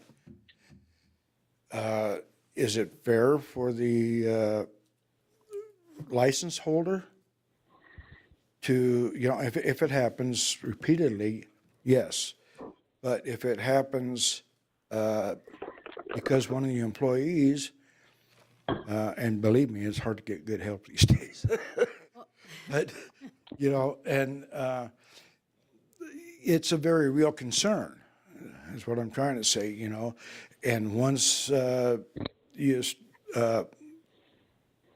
get the points taken off, you know, I don't understand any provision there that says that they can earn them back other than the time limit. My question might be, sir, would you guys be more careful in who you hired or more careful in your regulations? I'm just asking, honestly. Okay.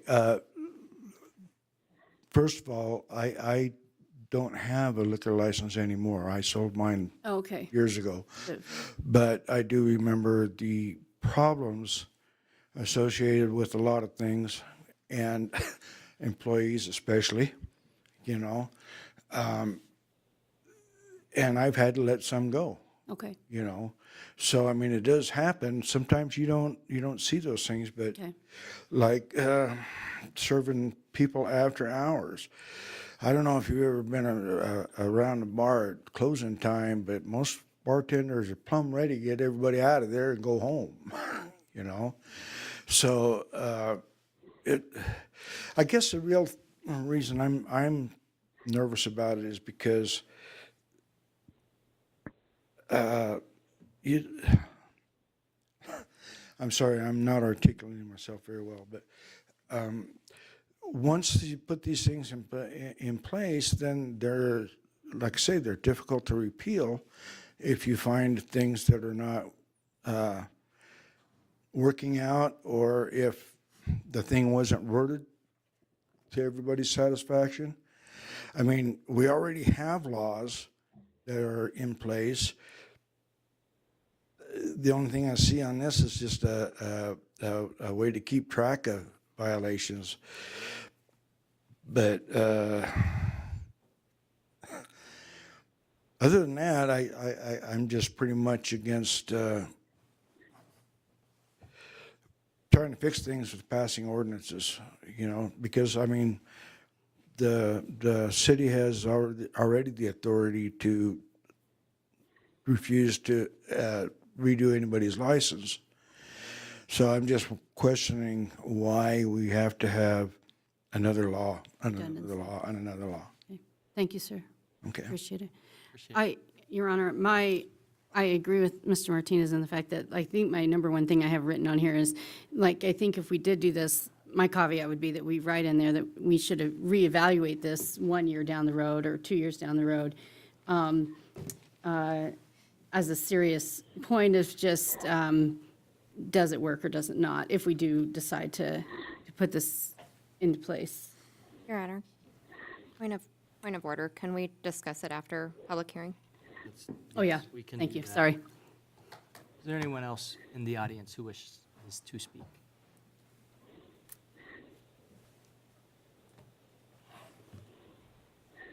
Hello, Council. Chancey Wazeski. Again, don't own a liquor license, don't inherently plan on having one, never have. Looking at it, it seems like we're jumping into this without considering information that we probably should have available. The new system lays out a very clear guideline for points accumulated in a 12-month period compared to fines to be paid to the city. One of the council members alluded to the fact that you guys have never had one of these hearings before, so is it really a problem that we're expecting to have to get into? If we've never had a hearing to deal with a problem, as in taking away a liquor license, this certainly alludes to the idea that the council just wants to put their fingers in, and instead of generating problems or solving solutions, they just want to start taking money for minor violations. It seems like we have the ability to look at the existing liquor licenses and consult with the judicial system and compare, look at the past 5 years per se, and say, is this a revenue generating idea? How much revenue would we have generated in the last 5 years? Seems like if we've never had a hearing to take away a liquor license, are we really solving a problem with this, or are we potentially just legislating ourselves into revenue generation? So, that's my take on the whole situation. Yeah. Thank you, Mr. Lazowski. Appreciate it. Anyone else? Your Honor, seeing no others, I would move we close the public hearing. Second. Motion by Councilman Bailey, second by Councilman Carr. Close the public hearing. Any other discussion? All in favor, say aye. Aye. Aye. Any opposed, say nay. I vote aye. Motion passes. Declare the public hearing closed. I'd entertain a motion to adopt ordinance 25009 on first reading. So moved. So moved. Motion by Councilwoman Johnson, second by Councilman Carr. You probably were there first, Councilman Larson, but the delay on the phone. Any discussion? Your Honor. Yes, ma'am. First, I want to thank everybody who came to give input. I think it's valid input, but I think what's lacking in the communication here is we aren't creating any new laws. This isn't a new law. These are regulations that are already in place that you're aware of. You run a highly regulated business and you should know them. Your staff should be trained. And what we're implementing here is responsibility for us. When it comes time to renew your licenses, if there's been no violations, we're proud to say, absolutely renew your license. If you've had multiple violations in that 12-month period, it gives us something to stand on and say, no, you've been talked to. We've tried to educate you. We've asked you to get tips training. You've been contacted XYZ however many times, whatever. I am going to disagree that it's not occurring because it does occur. And the reason you don't hear about it is because we have no way of tracking that. And it's typically a slap on the wrist, please don't do that, you shouldn't be doing that, etc. We have an alcohol problem here.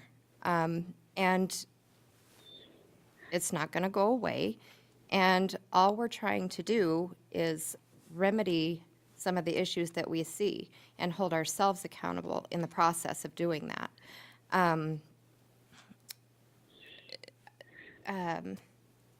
In regards to Raphael's comment, and the fairness of the outcome if you go to court, just because you're found guilty in court doesn't mean that you specifically would be guilty, and that's the whole purpose of having the hearing afterwards. And did you do what you were supposed to do for your staff? And if the answer to that was yes, they've been tip trained, they've had all the training they need, but you've done all you can do as a business owner, then I don't believe you should be assessed points. And I don't think that any reasonable person would believe that either. But if you're doing nothing to remedy that problem and it continues, then yeah, you should have those points assessed. And it should be considered at the beginning of every year. But we're not introducing new laws. These are all in state statute. We're not creating anything new. All we're doing is assessing a point system to the violations that are already in place so that we have a way to track if you've had those violations, if we've talked to you about them, if you've had training, et cetera. I don't think that's setting a precedence. I think that's making it's making an effort to clean up some of what we're seeing.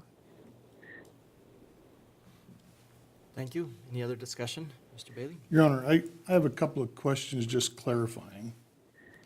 Okay, so when we talk about revocation of a license, you're saying that has to be done by the district court, correct? And that would be mid-year, let's say?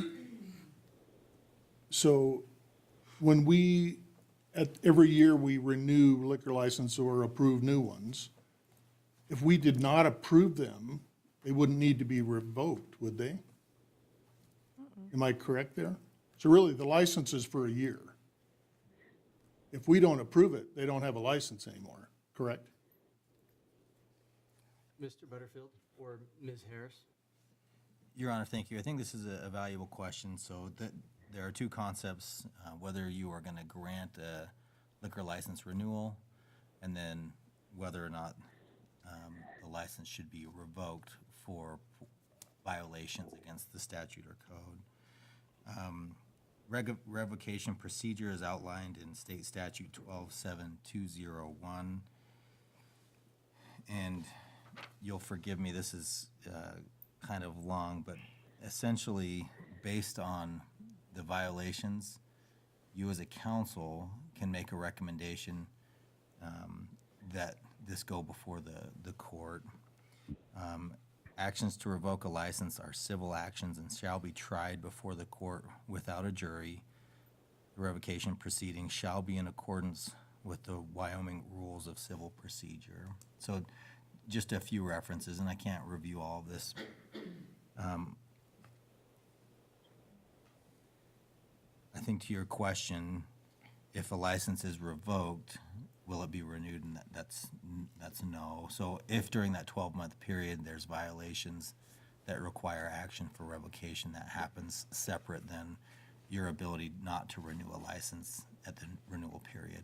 I hope I'm answering and clarifying your question. I think sort of backwards from what I said, but, so I'm saying if a revocation would have to be when the license is valid and has been approved and renewed.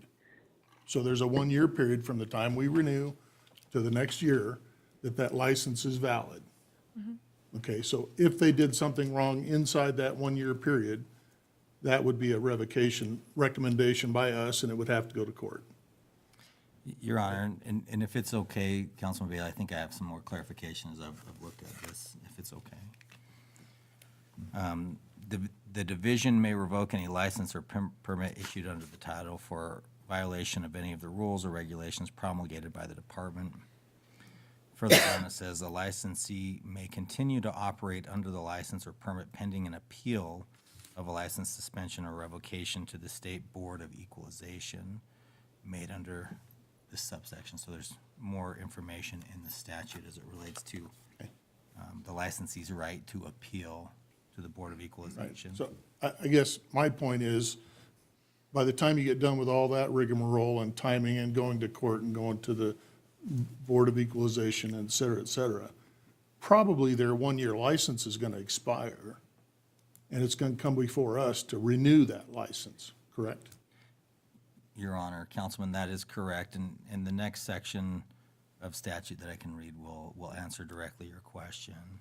It says, should the license or permit of a licensee expire during the pendency of an appeal before the State Board or in any of the courts of this state, no new or renewal license shall be granted by the licensing authority to the licensee or any other person pending the outcome of the appeal. So in that instance, no, you would not renew the license if it was revoked, and even if that revocation was under appeal. Okay. I guess just making that's a little confusing because it's similar to a driver's license. If I get a DUI, they can revoke my driver's license and I can't drive anymore. If I'm just renewing my license at the end of my 4-year term, then I get a new 4 years to drive. If I don't renew my license, it just goes away and I can't drive. Similar situation on our liquor licenses, okay? And then my other question would be for, and I don't expect these to be answered right off the cuff perfectly, but I'm asking, how many citations have we had regarding any of these liquor-related statutes that we have prosecuted and that have gone to court in the last several years? I know, and you can get us the data later, is fine. But I think it's a good question. I mean, and that's kind of what Mr. Lazowski, that's right. I just said it. So what Mr. Lazowski was just saying, and I think it's a good point, is saying being Because- able to have a system in place where we keep track of that. I've been here going on 12 years, and we've renewed liquor licenses every year, and I don't remember any case of them bringing before us anybody that's had a citation against them on their liquor license. I will say, though. And I'm not saying it hasn't happened, but I don't remember one. It has happened. I know that because when I was the city prosecutor, I prosecuted some of them. When I was the county prosecutor, I prosecuted some of them. I don't think we had a system in place for reporting that to Okay. the city. And that is part of what we have here written in the code, and this And- ordinance is, And out of all the things I don't like that we've got written here, the part I do like is that the court should report it to the city clerk so that she could keep track, so that every year when we go to renew licenses, we could say, license holder X has had 3 citations or 1 citation or no citations, which then gives us the data we need to decide if we should renew their license. So again, I think we may be coming up with a very complex, intricate, detailed process that we want to go through that could be broken down to as simple as, at the end of the year, Mia tells us which license holders, here's the citations they've had against their license. End of story. I mean, it could be that simple without creating this bureaucracy, for lack of a better term, of all this stuff that everybody's got to keep track of, and this one's worth this many points, and this one's worth this many points, and, you know, all of these things are already against the law. Okay, it's against the law to sell to a minor. It's against the law to sell to somebody that's under the influence. well, Okay? It's against the law to dispense liquor without a license. You know, It is, so the way the code currently reads, so first off, yes, any of these things that have something that is against the law, which all of them are things that are either in municipal code or in state statute, which, by the way, I would note, the way that we have the ordinance where it just says it would be a violation of municipal code. Some of these are state statute, and we would probably want to fit in there somehow if there were notification from the Riverton Circuit Court or whatever, or that you became aware of a violation from the Riverton Circuit Court, that it could be used as well. Because the way it reads right now, it would just be from the municipal court. If there were a violation of one of these things that were a state statute and were prosecuted through the circuit court, we'd want to be able to act on that. But, so as it stands, the way the law reads, if you are in violation of any of these things that are against the law, you can be fined up to $750. Some of them, you can be jailed up to 180 days. So that's already the way it is. right. Next, for each of these violations, the code already says you can be fined up to $750. Your license can be suspended for any amount of time for any violation and/or revoked. So the way that our code reads right now, theoretically, you could say your license is going to be suspended for 30 days for serving to an underage person. Theoretically. Your license could be revoked for serving to an underage person. I'm not saying that that would be the right answer, but as it stands right now, that's what could happen. Any violation could lead to any number of fines or whatever. So the purpose of the point system, and I agree with you, it does make it more convoluted, but the purpose of it is to say, we want the liquor license holders to know, if you do this, this is as far as we can go. It changes the maximum for anything from $750 fine up to a revocation of your license to be the maximum for 25 points is $250 fine and 25 points on your record. The maximum for 50 points is this amount of a fine. So I see what you're saying, but my point, I guess, is as it stands now, the maximum for everything is $750 fine and revocation of your license. And that could be for anything. Yeah, and Your Honor,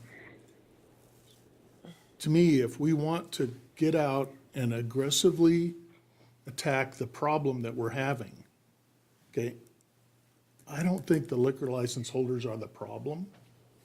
I've talked to several of them on this, and every single one of them says they don't allow overly intoxicated people to come into their establishments. If they do, they kick them right out. They are not serving them, all this. And they all agree that probably where these continually inebriated citizens are getting their liquor is from somebody else buying it and then giving it to them or selling it, buying it for them. So if we really want to solve the problem, that's where we need to focus the attention of the police department, is the people that are out there buying for other people or buying and giving it to minors or selling it to minors and all of that. I mean, that's where I think a huge amount of the problem is. Okay, so, that's like saying, I'm going to punish everybody on the west side of Riverton for Karen not scraping her sidewalk when this snows. I mean, it's just, you're not focusing your attention on the issue, you're focusing it on the people that you know you can punish because they have a vested interest in that license. And I'm not saying they all do everything perfect, but I think for the most part, their livelihood depends on them operating this license effectively and correctly, and I think they're pretty much doing that. I think notifying the clerk so that we can keep track, that's an awesome idea, okay? The other thing that this doesn't, in my opinion, address is, like it was mentioned by somebody, these employees that we all challenge in getting great employees that will follow the rules, they don't have a lot of skin in the game. At least we need to make sure they're the ones getting the fine for selling somebody under the age or that's already intoxicated. And they will. Because I'll guarantee you there's not a bar owner out there telling all their employees, oh yeah, go ahead and sell to them even if they're not of age or that if they're already drunk. It's not happening. Well, that's I guess my point is that you're talking about two different systems here. One that is the municipal and/or circuit court system, where the person who commits the violation of the law is brought in, and then they're notified of their rights. They're given an opportunity to either hire an attorney, or if they're eligible for one, to get a public defender. And then they are able to go through and decide how they want to proceed with the case, whether it's going to trial or whatever it is. So that situation, the person who does the selling is the one who's held criminally responsible. Then the point system is talking about holding responsible the liquor license holder. And that's where it gets into the idea of looking at the mitigating circumstances. Once this happened, was there things that the liquor license holder did to mitigate it? And I agree with you. This ordinance doesn't do all things for all people. I agree. We could we could sit there and complicate it even more, try to solve it all.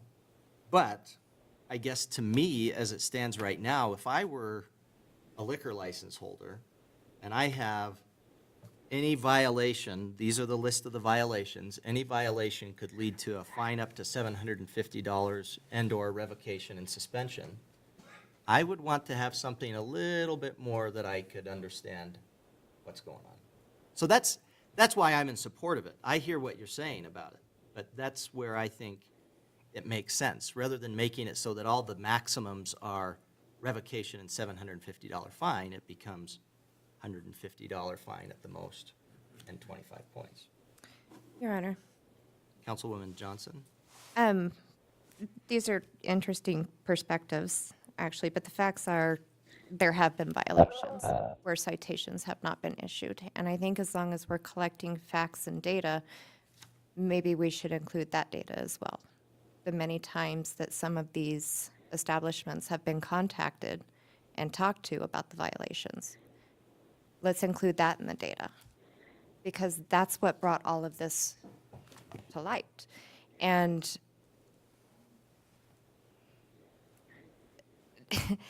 I mean, I'll just say it. I've seen it myself. I've seen highly intoxicated people walking into an establishment and stagger out with a brown bag bottle. It happens.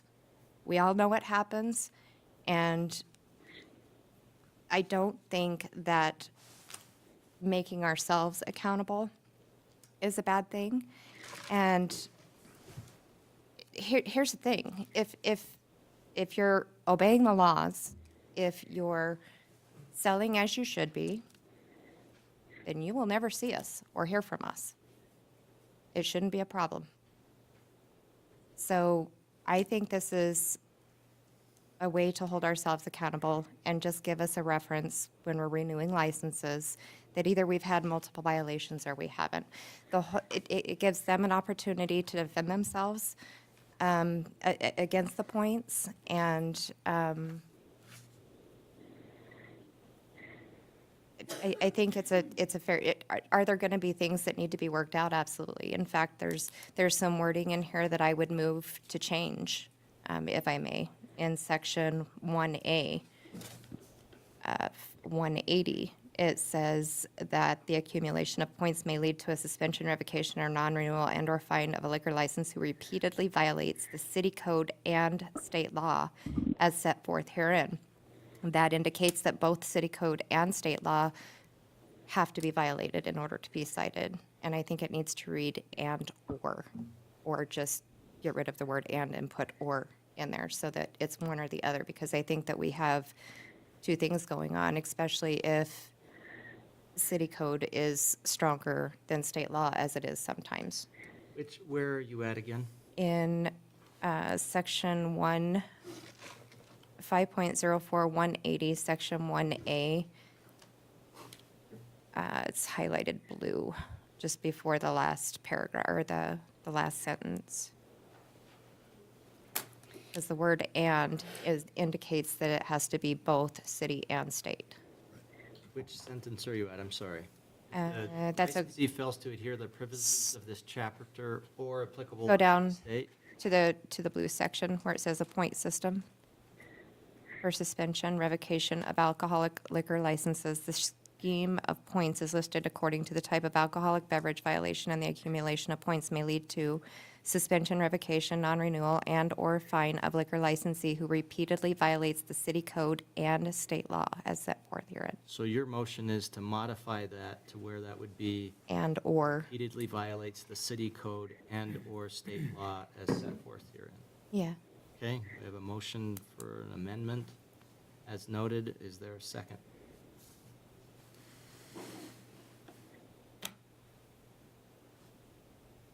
So you have to violate two? Will you repeat it again? Will you repeat that, please? It's okay, this is the very last sentence, 5.04180. The very last sentence there in the blue. The scheme of points is listed according to the type of alcoholic beverage violation, and the accumulation of points may lead to suspension, revocation, non-renewal and/or fine of a liquor license, E, who repeatedly violates the city code and state law. The requested modification would be for that to read, who repeatedly violates the city code and/or state law as set forth here.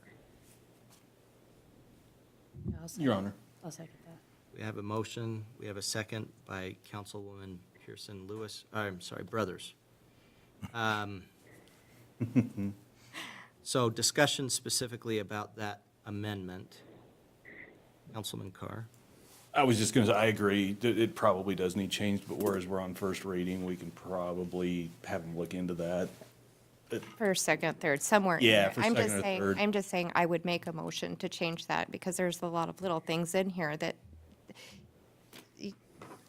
it kind of goes back and forth, and it does offer up some confusion. So to be clear in it, I'm just saying things like that would have to be changed, and that's the first one that I've seen. So I would make the motion to change that to and/or.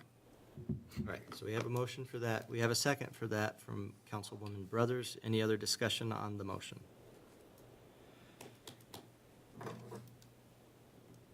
All in favor, say aye. Aye. Any opposed, say nay. I vote aye. I think the motion passes. Yes, the motion should pass. All right, so we have that modification. Back to the main motion. Any other discussion on that? Your Honor. Mr. Bailey? So are you saying that the Riverton PD catches people breaking the law and they are not citing them for it? No, and if you want clarification, I can be clearer on that. So, for instance, like Sundowner, when they filled out their application last year, they intentionally put incorrect information on there and submitted it, and we approved it. We were aware of that. They should have been cited for that. Instead, it was corrected through a long process, and it was approved. There's things like that, and I spoke about this before when we had our work session. There are instances of violations that need to be corrected. And if we just we're never going to correct anything by just these simple conversations with them. So And you're saying their clerical error on their liquor license was causing more alcoholism in the city of Riverton? no, it's a violation of the about- regulations. I'm talking about people that are intoxicated or minors purchasing liquor, and you're saying that that's happening, and they're not getting cited for it. Would you, I'm not- would you know that they're not getting I'm cited not saying it for never happens, I'm just saying if PD gets called and they catch somebody doing that, you're saying they're not citing them for it? No, Or I you're didn't- just saying it's no, I didn't happening say without that. the PD knowing? I think it's happening without the PD being notified. That's what that's what I believe, and I've been talked to by several different people. I've seen it myself, and so it happens. This isn't new to Riverton. This isn't a dig on anything. It happens, and we need to be correcting it. And if we ever want to move forward in changing some of the stuff that is historically wrong here, we have to take actions to fix it. And we have to stop being afraid of who we're going to offend in the process of it. It's everybody wants to say, this is my livelihood, this is my livelihood. Absolutely, and I support what you're doing, but we have an obligation to keep our citizens safe. And to continue renewing application after application and license after year, and knowing that these violations are occurring, we need something to say simply that we've talked to you about this. And so now you have 25 points that were whatever the process that it goes through. Your Honor. You have to be convicted of it first. All right. Okay, Your Honor. Councilman So that means if someone witnesses that happening, they need to notify the police so they can go and create a citation, which then we would know about. Then we would have data to decide if we want to renew or not renew their license. Correct. I don't have a problem with that, okay? But just to say it's happening, but we didn't call the police, so it didn't really happen because they didn't get a citation, that's not fair to the police saying, well, you're not watching what's going on. Well, if people don't call when they see somebody selling to somebody under the influence or a minor, you know. Well, first of all, I didn't say it's I didn't say that's not what's happening. I would encourage everybody to call the police. If you see it happening, call not only the police, but call the state too, and let them know what you're seeing so that it can be investigated appropriately.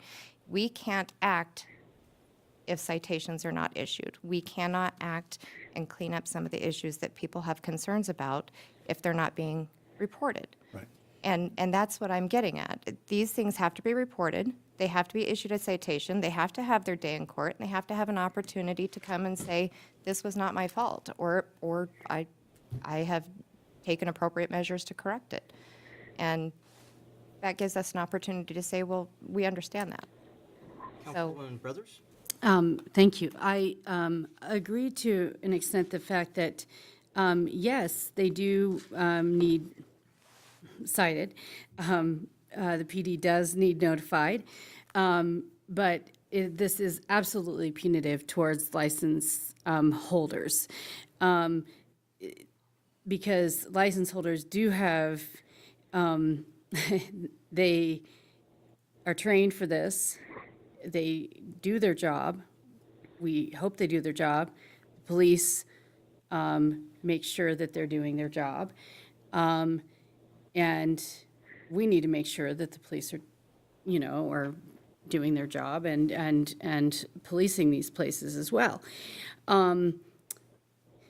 What I would like to see and make sure of is that, my biggest question in this is to Mr.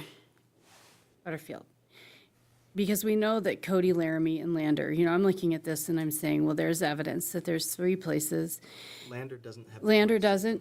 They have something similar, right? They're in the works like we Considering are. it. Okay, that's it. That's what I was like doing some research. But Cody and Laramie have the system, right? So my question is, I suppose, my logical brain is saying, why did they adopt this? When they adopted this, what are the violation comparisons from previous years to now? What is the alcoholism data that they have? Has it gotten better? I want to know what their license, what their business owners think about this. That's what I want to know. If we're going to pass this, like what, I want to talk to people from Cody and Laramie. What are they thinking about this? Because seriously, that's my biggest question. I talked to bar owners as well, and they said, hell no, that's not something that we really want, because it is punitive towards us and not the people that are doing the thing. Because, if I'm running a bar, I'm going to be on the up and up. I don't want this on me. I don't want that happening to me. So I'm going to make sure it doesn't, that I'm running a clean system and a good system and doing the right thing, right? So, and I'm going to hope that, I want to keep my business up. I want to keep my license. We already have a law. We already have a law in place. So I feel like this is redundant. However, my big question still remains. If Cody and Laramie are doing this, is it working? Is it doing something for them? And is it good? So that is a big, big question. The other question is, and if it is making money, is it making money for Cody and Laramie? And if it is, are they using that for things like safe ride initiatives, detoxing for mental health support, things like that? Because they could be using those fines for positive reasons, that sort of thing. So my brain is just thinking about all of those possibilities and those things. The positives to this, it could, Riverton does not necessarily have a positive perception when it comes to alcoholism. And what this could do for us as a city is maybe make us look like, hey, we're doing something about that. So it's not a bad thing as far as it making us look like we're maybe regulating something or managing something or managing some city, providing some city consistent framework here. But I would like to look and see what Cody and Laramie are saying as far as is this what did this do for them? Did it do anything for them, or was it just this redundant law, you know? So, Mr. Butterfield, do you have any more insight to that? Your Honor, Councilwoman, as far as the impacts on either of those communities, I don't have them or information on that currently, but I'd be happy to reach out to my peers in Laramie and Cody and see how this process works for them and provide that information at the next meeting. And then I think as we consider what this ordinance does that you requested we bring forward, it doesn't change or bring forward a new penalty system per se. That penalty system is already in your current ordinance. All it does is make it more objective versus a subjective process as outlined by the mayor. The current ordinance states that when a violation goes to court and a conviction occurs, the current ordinance does require the court to notify the city clerk within 30 days. That's not a new provision, that's existing. And then the city clerk in the current ordinance has a responsibility to notify then the liquor licensee. And then if the violation or issues happening at the location of the licensee aren't being resolved by the current ordinance, you as a council can then do a hearing and ascribe penalties. And those penalties are really subjective to what the council would choose to ascribe. What this changes is now you have the current list of violations and an objective application of points, which lead to an objective application of penalty. Okay. So I hope I'm showing the difference of what's proposed versus what's current. Okay. Because really, as it's been mentioned, you're not proposing a new liquor law per se for your licensees to follow. You're just providing a different process wherein penalties would be ascribed to the licensee when they have violations that result in a conviction. So I hope I helped clarify a little bit of that. And in the ordinance, you'll notice in black, and those that have an opportunity to look at it, the text that's in black is current, and that's what we're proposing to keep. The red that's struck out is what's changing, and then obviously the blue that's underlined is new. So I hope that helps, but we absolutely can provide some of that community information from Laramie and Cody at the next reading. All right, Councilman Carr, since everybody else has been hot to trot on this, anything you want to add?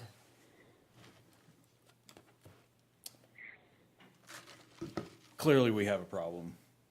Is this the way to solve it? I don't know.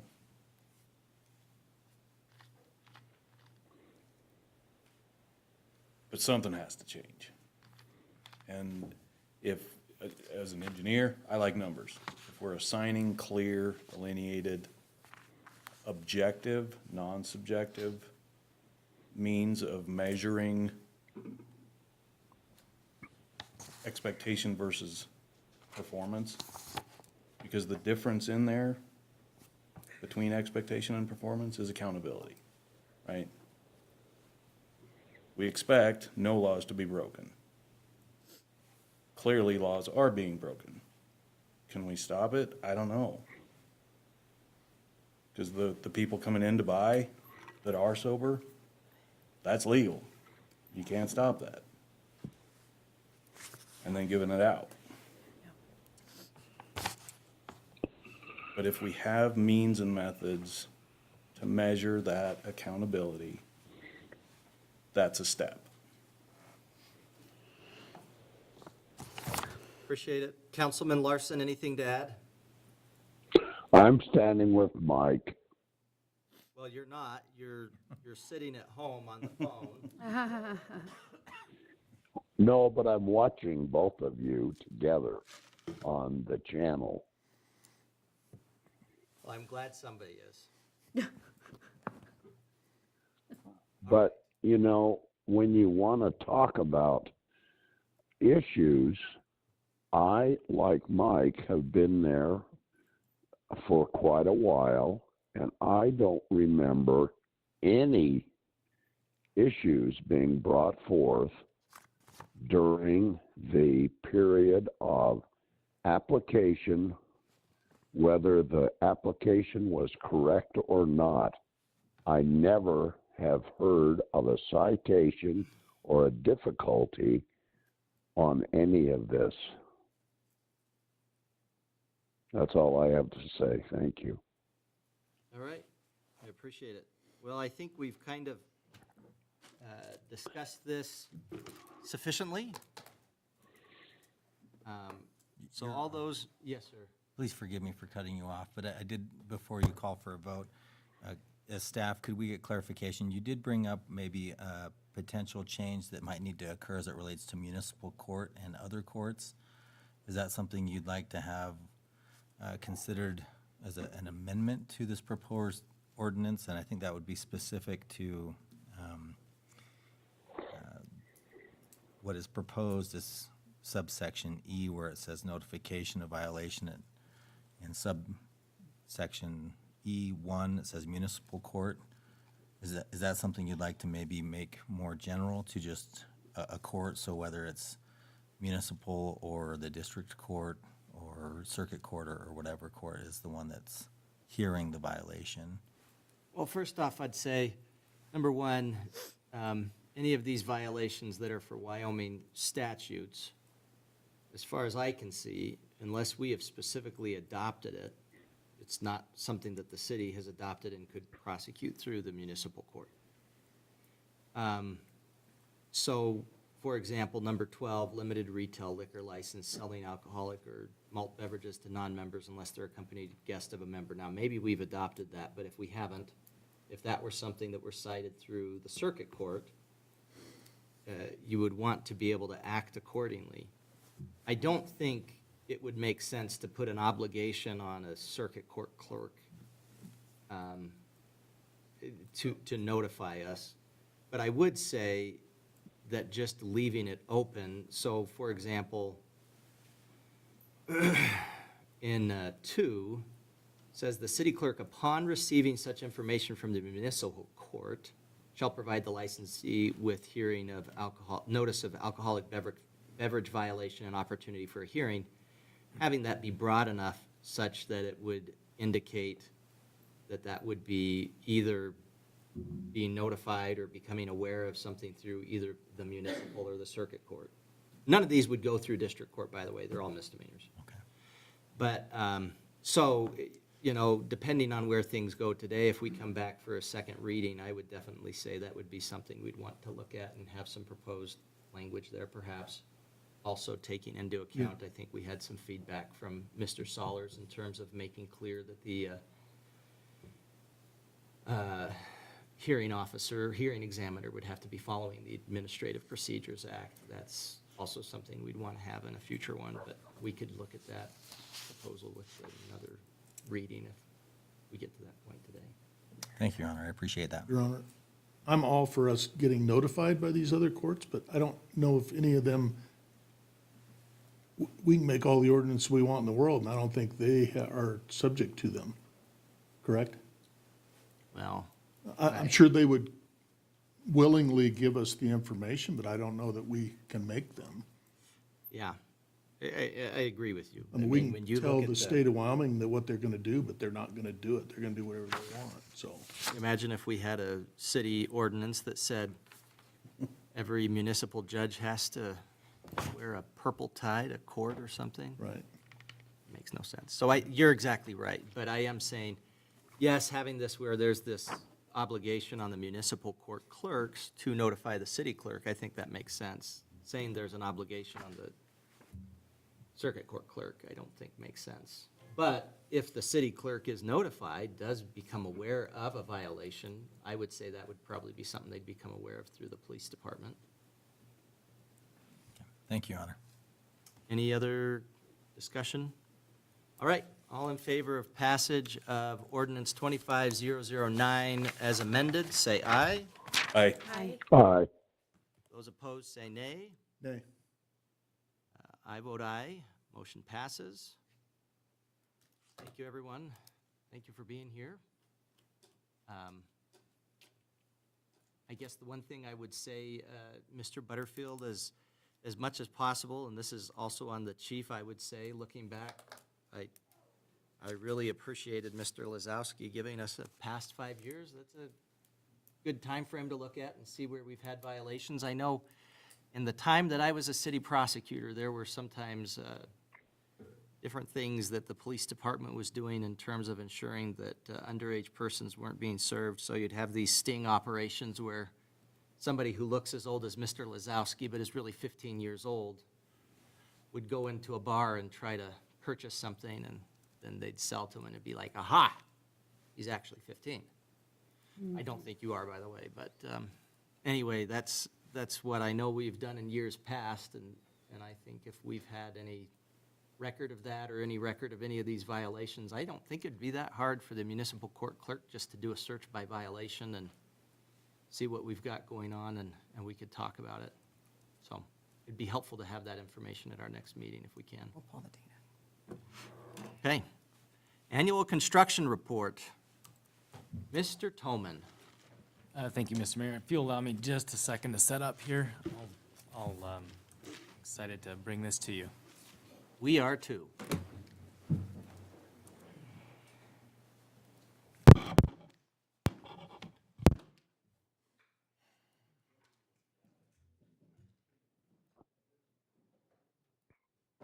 You know how to clear out a room. It's a gift, really. Except for Mr. Lazowski.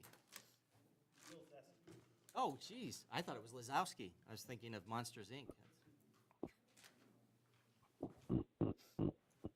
I'll figure it out. I know you've been here before, too. I remember you saying your name previously. If I'm not mistaken, am I wrong or am I right about that? Okay, good, I thought so. Thanks, sir.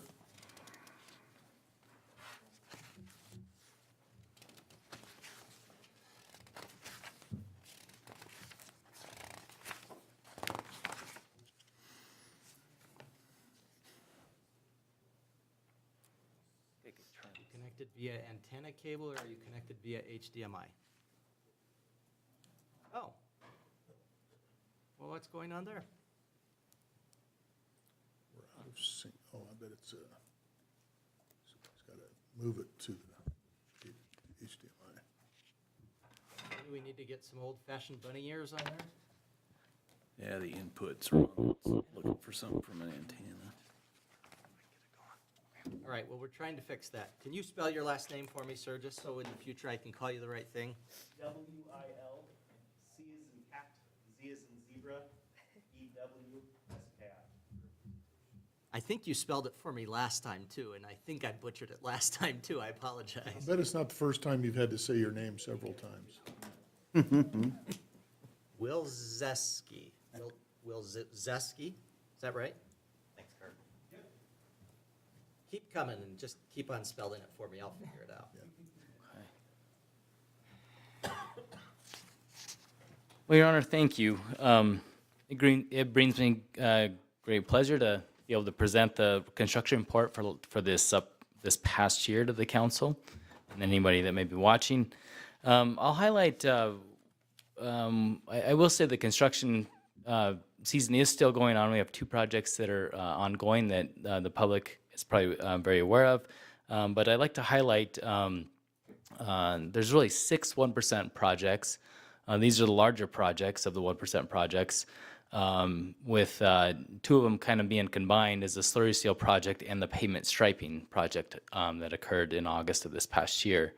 However, there's the larger project, the Riverview Road Reconstruction Project, the South Smith Road Drainage and Repair, the 2024 Concrete Replacement Project, which was a carryover from last year, and then the slurry seal I just mentioned, and the Airport Maintenance and Repair Project. Finally, I will highlight a few capital projects we have going on. One is the Spruce Street Utility Replacement, and then upcoming Willow Creek Elementary Safe Route to School Sidewalk Project, which nothing has occurred just yet on that project, but we do have till December of 26 to complete that per our funding source. So, and then just a few highlights in the Public Works Division on some capital projects going on. This year in the 1% fund, the 1% optional sales tax, there's just over $3 million committed to projects. That also is matched by an additional $2.5 million that either comes from grants or from the county, the joint project with the county. So in there, we're doing about $2.5 million worth of projects. $5.5 million worth of projects. And as a comparison, last year we did about $2 million. Riverview Road Reconstruction Project, which is very visible at this point, is about a mile of roadway that will be replaced. Water and sewer is also being replaced along that project. About a mile of, just under a mile of water, and then about a mile of sewer utility, and then expansion of a storm drain system, reconstruction of a pathway, and installation of sidewalk, and then lighting from Spire Drive to Major Avenue. That'll include 5 additional light posts between the Major Avenue intersection back into town to Spire Drive. It'll light up that pathway very nicely. I'd like to highlight with this project, this is a shared split with Fremont County, where the city is paying 55% of the project and the county will pay 45%. That brings it to about $2.3 million that the city will cover, plus Schedule B, which is Major Avenue, the Hill Street, the hill of Major Avenue, which is about another $500,000. So a $4.6 million project, and the city gets away with paying about $2.7 million of that. And then I'll just highlight a few photos of some work going on this fall. The contractor is able to put in about half the water line on this project. A lot of this line will be, most line is 12-inch line except for the fire hydrant feeds. The contractor's already placed in 4 of the 9 hydrants on this project. And then one of the major things that will happen is the intersection with Major Avenue that you'll see in the picture there. East-west traffic will have 3 lanes coming in and out. The south, the traffic coming in from the south will have 3 lanes as well. It's come up a few times, but this intersection doesn't warrant a 4-way stop. A lot of people have asked that a 4-way stop be put in this intersection. Typically, and we've received information from YDOT on that. Typically, the parameters for installing a 4-way stop is you want equal traffic coming from all directions. In this particular intersection, 60 to 70% of the traffic comes from east-west, and then north to south is the remainder of the traffic. So, but what I do want to highlight there is not only the safety for the additional lanes, turning lanes from the higher speed east-west direction, but now we will have the walking path be able to be routed across Major Avenue, and then one crossing on Riverview with the walking path, which will actually connect to an 8-foot wide sidewalk between Major Avenue and Spire Drive. So the whole area will become more walkable, and even more so with the Willow Creek project, which will connect to the south of this project. And the same contractor that is doing the Riverview project won the bid for the Willow Creek project. So the seamlessness of those 2 projects should be really noticeable. So the next major project this year was the South Smith Road drainage project. This eliminated 3 dips, 2 major dips in the road where drainage was channeled right across the road. It took drainage from above the road and took it below the road. So the roadway is tremendous amount smoother at this point. Also, over 100 feet of sidewalk was installed right along the ball field area there. And then the whole area was brought up to ADA standards, making the whole area walkable, and then with providing safe crossings for pedestrians across Smith Road. One thing I want to show on this project too, it just wrapped up recently. The estimate for the project was $650,000. That's what it was set aside. The bid amount was $528,000 and some change, and the final project cost came in at $480,000. And that, I think it was just last month where the contractor was paid the final amount of the project. So, beside providing drainage in the area, surface drainage that then flows underneath the street, the whole street was brought up to a standard that would handle industrial traffic through the area. So what was 6-inch concrete paving without reinforcement is now 8-inch concrete paving with 8-inch base material. And then one thing the city did on this too is we produced our own base material to use back in this project. So base material that came from a project 2 years ago, which was asphalt and then existing base, was milled together and brought back in on this project. This is one of a number of projects that we've been able to do this on. My car thanks you, by the way, for that. Mm-hmm. I've been on Smith Road, and I'm not going to say what speed I was going, but I don't think I was going very fast. And you take those prior, We saw the scrape marks. yeah. There was blood there too. I mean, Oh, my gosh. I'm just kidding. It's a little late, but anyway. That's good to hear. I don't think I've seen that for about 2 months now, so it's really good to hear. I spoke of the base material on the South Smith Road project. Here's another project. This was a carryover from last year, our concrete replacement project. We're able to replace concrete. You notice on the pictures on the left, that is by the post office, where we've noticed the curb and gutter has been in really poor condition for years, and then even the parking space up to that curb and gutter has been switched out numerous times. ASR concrete was put back in there. That's concrete that becomes reactive and then starts breaking apart after about 10 years. The city no longer struggles with that problem, and all this concrete going in is guaranteed not to be ASR reactive. So the other two pictures there, one is an approach that is by into an alley, and that's just behind the Ranger printers. And then also, so opposite the post office, and then also a valley pan in front of the depot. So a few ADA upgrades were made with this project as well. There was 9 ADA ramps that were updated in the project, and then 5 alley approaches with that.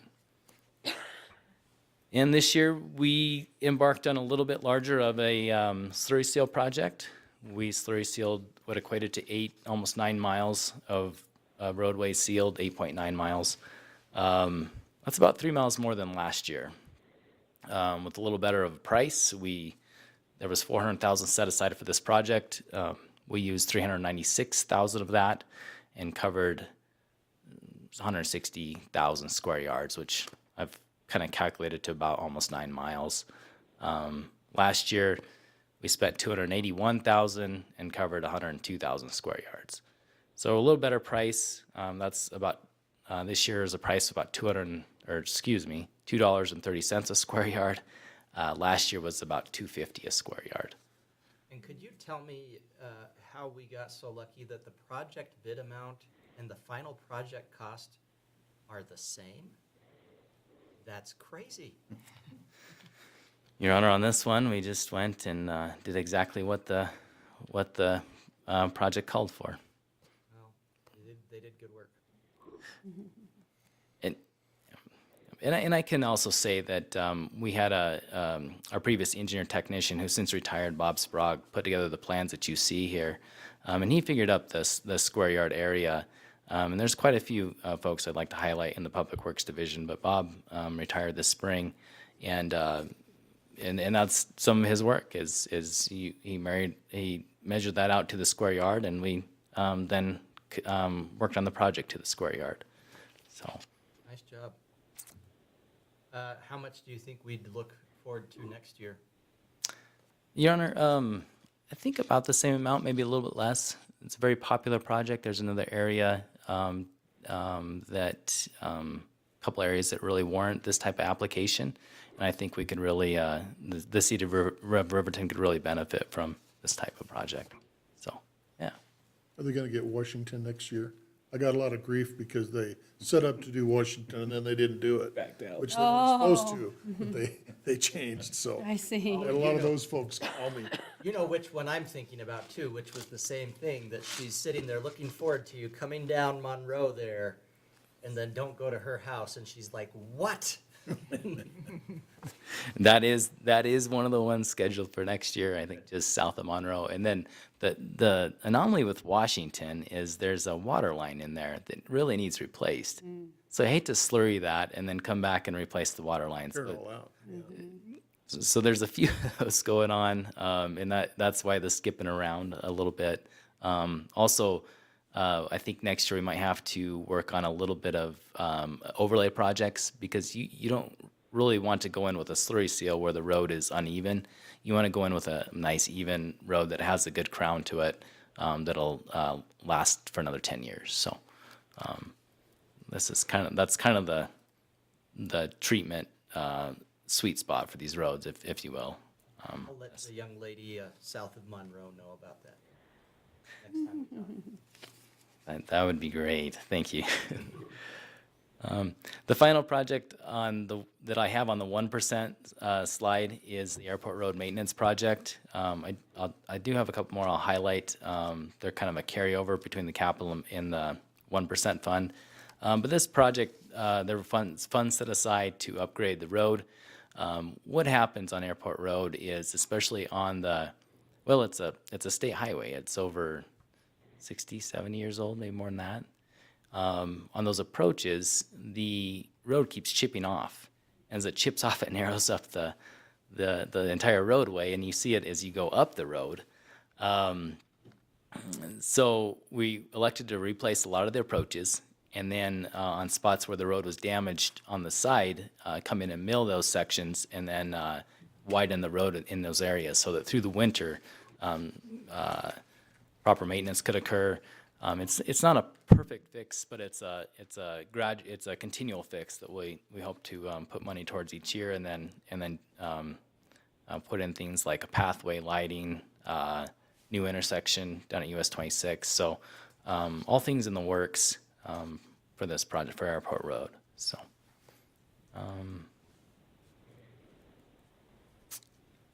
With that, I'll highlight a few of the capital projects, and then, like I said, there is a little bit of a carryover as well. So, and also a couple items that are going on in the Public Works Division.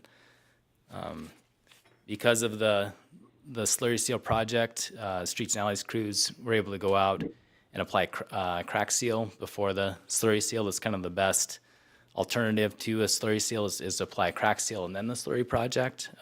That's kind of a proven system that brings about more life on the road. So you can see there, after the crack seal, then 3,400 gallons of Dura patch emulsion were used and 55 tons of rock were used to repair the roads.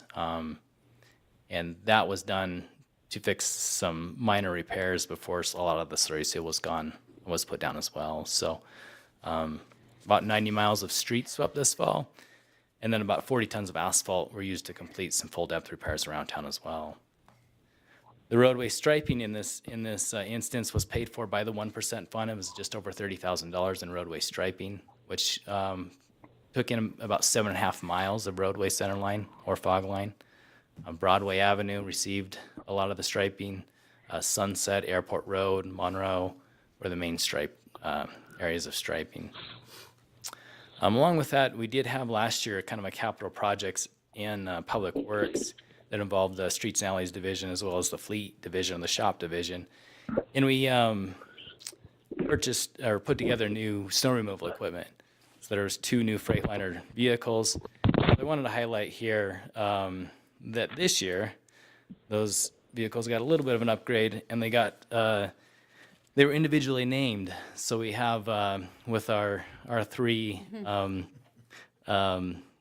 vehicles here, the 3 newer trucks, we have Snow Bueno, we have Polar Bear, and then we have Darth Blader. Nice. And then as far as the Sander truck, that's named affectionately Melton John. So. Oh my gosh. Nice. A few more trucks to name in there, but those you'll see those out maybe tonight if Nice. the forecast holds, like it's saying. But yeah, so I wanted to highlight that, just the Streets and Alleys crews having a little fun, and also showing a little affection for their equipment too, to keep it going. I will say I've seen a lot just this year. It feels like any time I've been driving, I've seen city crews out doing something. They've either been on Main Street or they've been on Monroe or just out hard at work. So I appreciate them. We will be taking names for the new street sweeper and then the old snow removal vehicle too. So open to that. There should be a community contest. Especially the street sweeper, considering there was a lot of There's been a long frustration. wait on that. They were happy to get that, yeah. Yeah, we're looking forward to giving that a very appropriate name. So Spruce Street is kind of a carryover as well. $400,000 from the 1% fund is used in the Spruce Street project. The other half came from a mineral royalty grant that the city applied for. This will replace almost a half a mile of water line. There's 400 feet of 6-inch water line, along with 1,800 feet of 8-inch water line. The 6-inch water line is for mostly to place in hydrants in the appropriate spots to provide fire flow coverage for that whole area.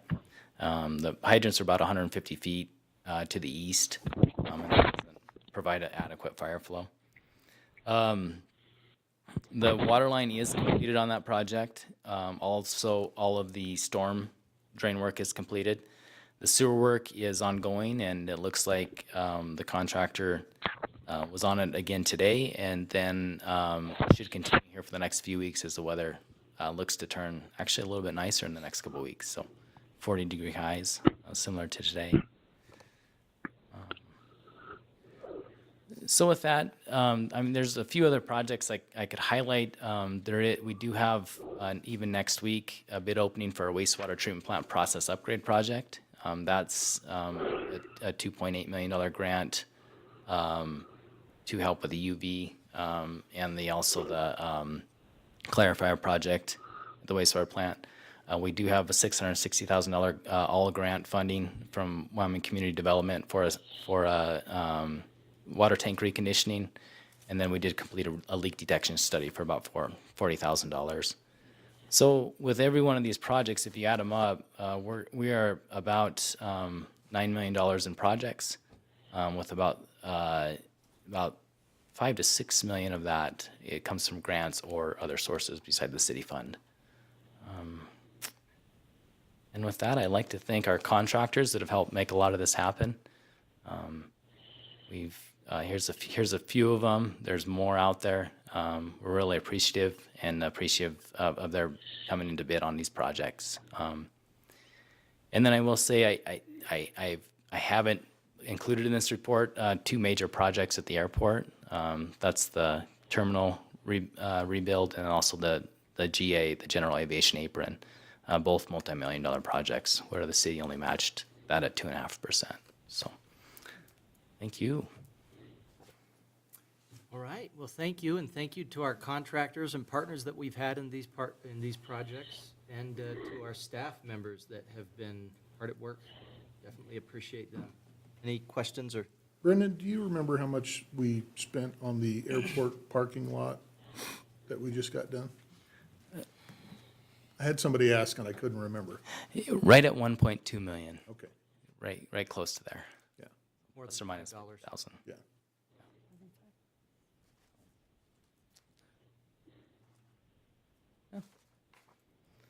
Well, thank you very much. Thank you. Thank you. Very well done. Thanks for all the hard work. Good job, Brandon. All right, well, I'm at the end of our agenda. I'd consider a motion to adjourn. So moved. A motion by Councilman Carr. We have a second by Councilwoman Johnson. Any other discussion? All in favor, say aye. Aye. That time I heard Councilman Larson. Any opposed, say nay. I vote aye. Motion passes. We are adjourned at 9:42.